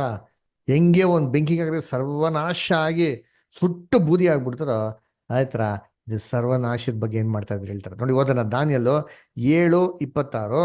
ರಮೇಶ್ ಬ್ರದರ್ ಓದ್ತೀರಾ? Ramesh brother okay. Shadrach brother ಓದ್ಬೋದಾ? Shadrach brother Daniel 7:26. ಆಮೇಲೆ ನ್ಯಾಯಸಭೆಯು ಕೂತು ಅವನ ದೊರೆತನವನ್ನು ಕಿತ್ತು ತೀರಾ ಧ್ವಂಸ ಮಾಡಿ ಕೊನೆಗಾಣಿಸಿ ಬಿಡುವುದು. ನೋಡ್ರ, ಅದನ್ನೇ ಅರ್ಥ ರೀ. ನೋಡಿ ಅಲ್ಲೇ ಕೊಟ್ಬಿಟ್ಟು ಅದು ಎಕ್ಸ್ಪ್ಲೇಷನ್ ಅಲ್ಲೇ ಏನ್ ಮಾಡೋದು, ದಾನಿಯೇಲಲ್ಲಿ ನಮಗೆ ಸೂಪರ್ ಆಗಿ ಕೊಟ್ಟಿರುತ್ತೆ. ಕಾಣಿಸ್ಬಿಡ್ತಾರಂತೆ, ಕಂಪ್ಲೀಟ್ ಆಗಿ ಏನ್ ಮಾಡ್ತಾರೆ, ನಾಶ ಮಾಡಾಕ್ಬಿಡ್ತಾರೆ. ಅಲ್ಲಿ ಏನ್ ಮಾಡಿದ್ರು, ಬಂಡೆಕಲ್ಲು ಹೊಡೆದ್ಬಿಟ್ಟು ದೊಡ್ಡ ಬೆಟ್ಟ ಆಯ್ತು. ಇದೇ ಅಂತ ಅರ್ಥ ನೋಡಿದ್ರಿ, ಇದು ಕ್ರಿಸ್ತನ ಮುಖಾಂತರ ಭೂಲೋಕದ ಸ್ಥಾಪನೆ ಆಗಿರೋಂಥ 5ನೇ ಸಾಮ್ರಾಜ್ಯ ಅಂತ ನೋಡಿದ್ರಿ. ಕರೆಕ್ಟಾ? ಇವಾಗ ಇಲ್ಲಿ ನೋಡಿ ತುಂಬಾ ಸೂಪರ್ ಆಗಿ ಕೊಟ್ಟವ್ರು ಅಂತೀನಿ. ಕ್ಲಿಯರ್ ಅರ್ಥ ಏನ್ ಮಾಡಿದ್ರೆ ನಮ್ಗೆ ಇಲ್ಲಿ ಕ್ಲಿಯರ್ ಆಗಿ ಕೊಟ್ಟಿದ್ದಾರೆ ಅಲ್ವರ. ಎಲ್ಲಪ್ಪ ಅಂದ್ರೆ ದಾನಿಯೇಲ್ 7ನೇ ಅಧ್ಯಾಯ 13 ಮತ್ತೆ 14ನೇ ವಾಕ್ಯ. ಶೆರ್ಲಿ ಸಿಸ್ಟರ್ ಓದ್ಬೋದಾ?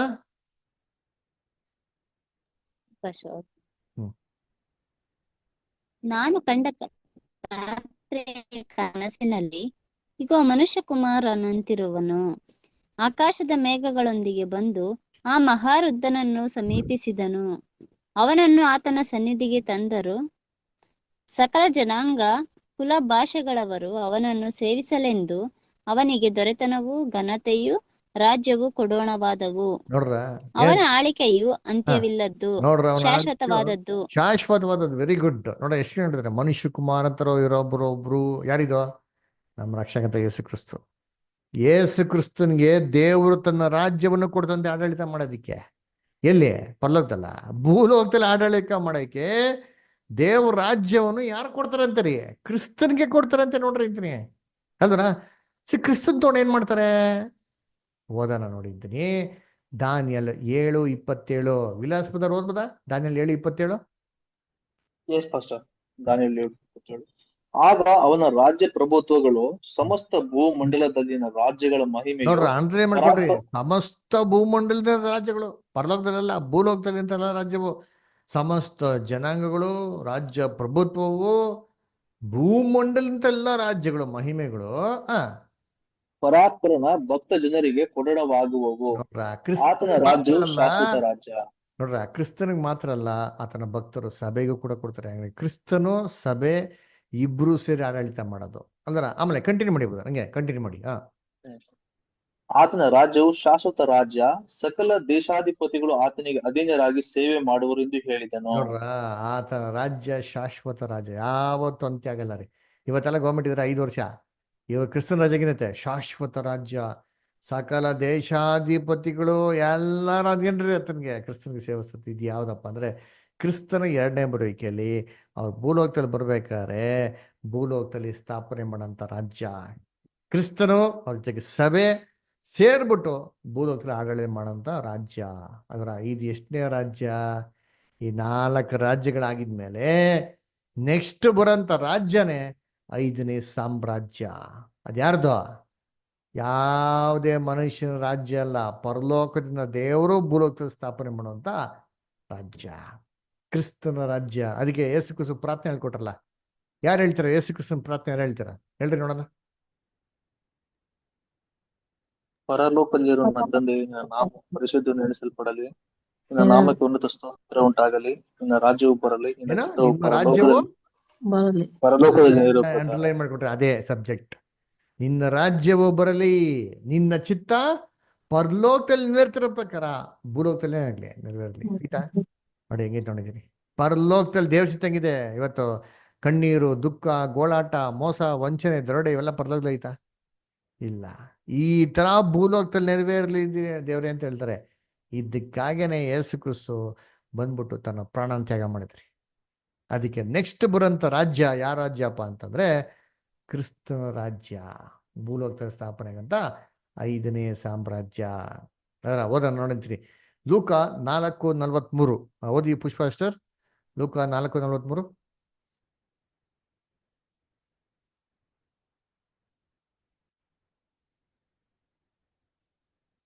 ಓಕೆ, ರಂಗಸ್ವಾಮಿ ಬ್ರದರ್ ಓದ್ತೀರಾ?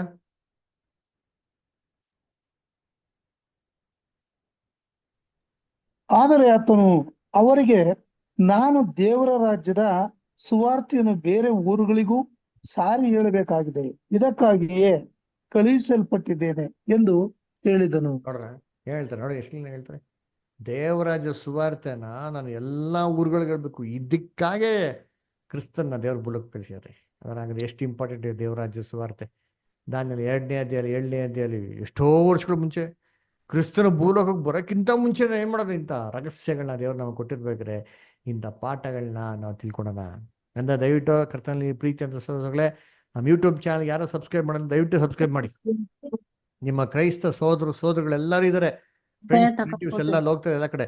ದಯವಿಟ್ಟು ಅವ್ರಿಗೆಲ್ಲರಿಗೂ ನೀವೇನ್ ಮಾಡಿ, ಶೇರ್ ಮಾಡಿ. ಯಾರ ಈ ಒಂದು ನಮ್ಮ ಯೂಟ್ಯೂಬ್ದ ಲಿಂಕ್ನ ನಿಮ್ಮ ಸ್ಟೇಟಸ್ ಅಲ್ಲಿ ಹಾಕೊಳ್ಳಿ.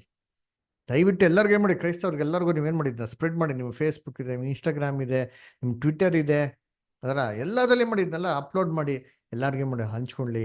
ಇಂಟ್ರೆಸ್ಟ್ ಇದ್ದವರು ಫ್ರೀಯಾಗಿ ಸ್ಟಡಿಗೆ ಏನು ಮಾಡಲಿ, ಅವ್ರು ಜಾಯ್ನ್ ಆಗಲಿ. ದೇವ್ರ ಈ ವಾಕ್ಯಗಳನ್ನ ಆಶೀರ್ವದಿಸಲಿ. ಈ ಉಚಿತ ಬೈಬಲ್ ಸ್ಟಡಿಯನ್ನು ಕೇಳಿದ್ದಕ್ಕಾಗಿ ನಿಮ್ಮೆಲ್ಲರಿಗೂ ಧನ್ಯವಾದಗಳು. ದೇವರು ನಿಮ್ಮೆಲ್ಲರನ್ನು ಆಶೀರ್ವದಿಸಲಿ. ನಿಮಗೇನೇ ಪ್ರಶ್ನೆಗಳಿದ್ರೂ ಕೇಳಿ, ಸತ್ಯವೇದದ ಮೂಲಕ ಉತ್ತರಗಳು ಪಡೆದುಕೊಳ್ಳಿ.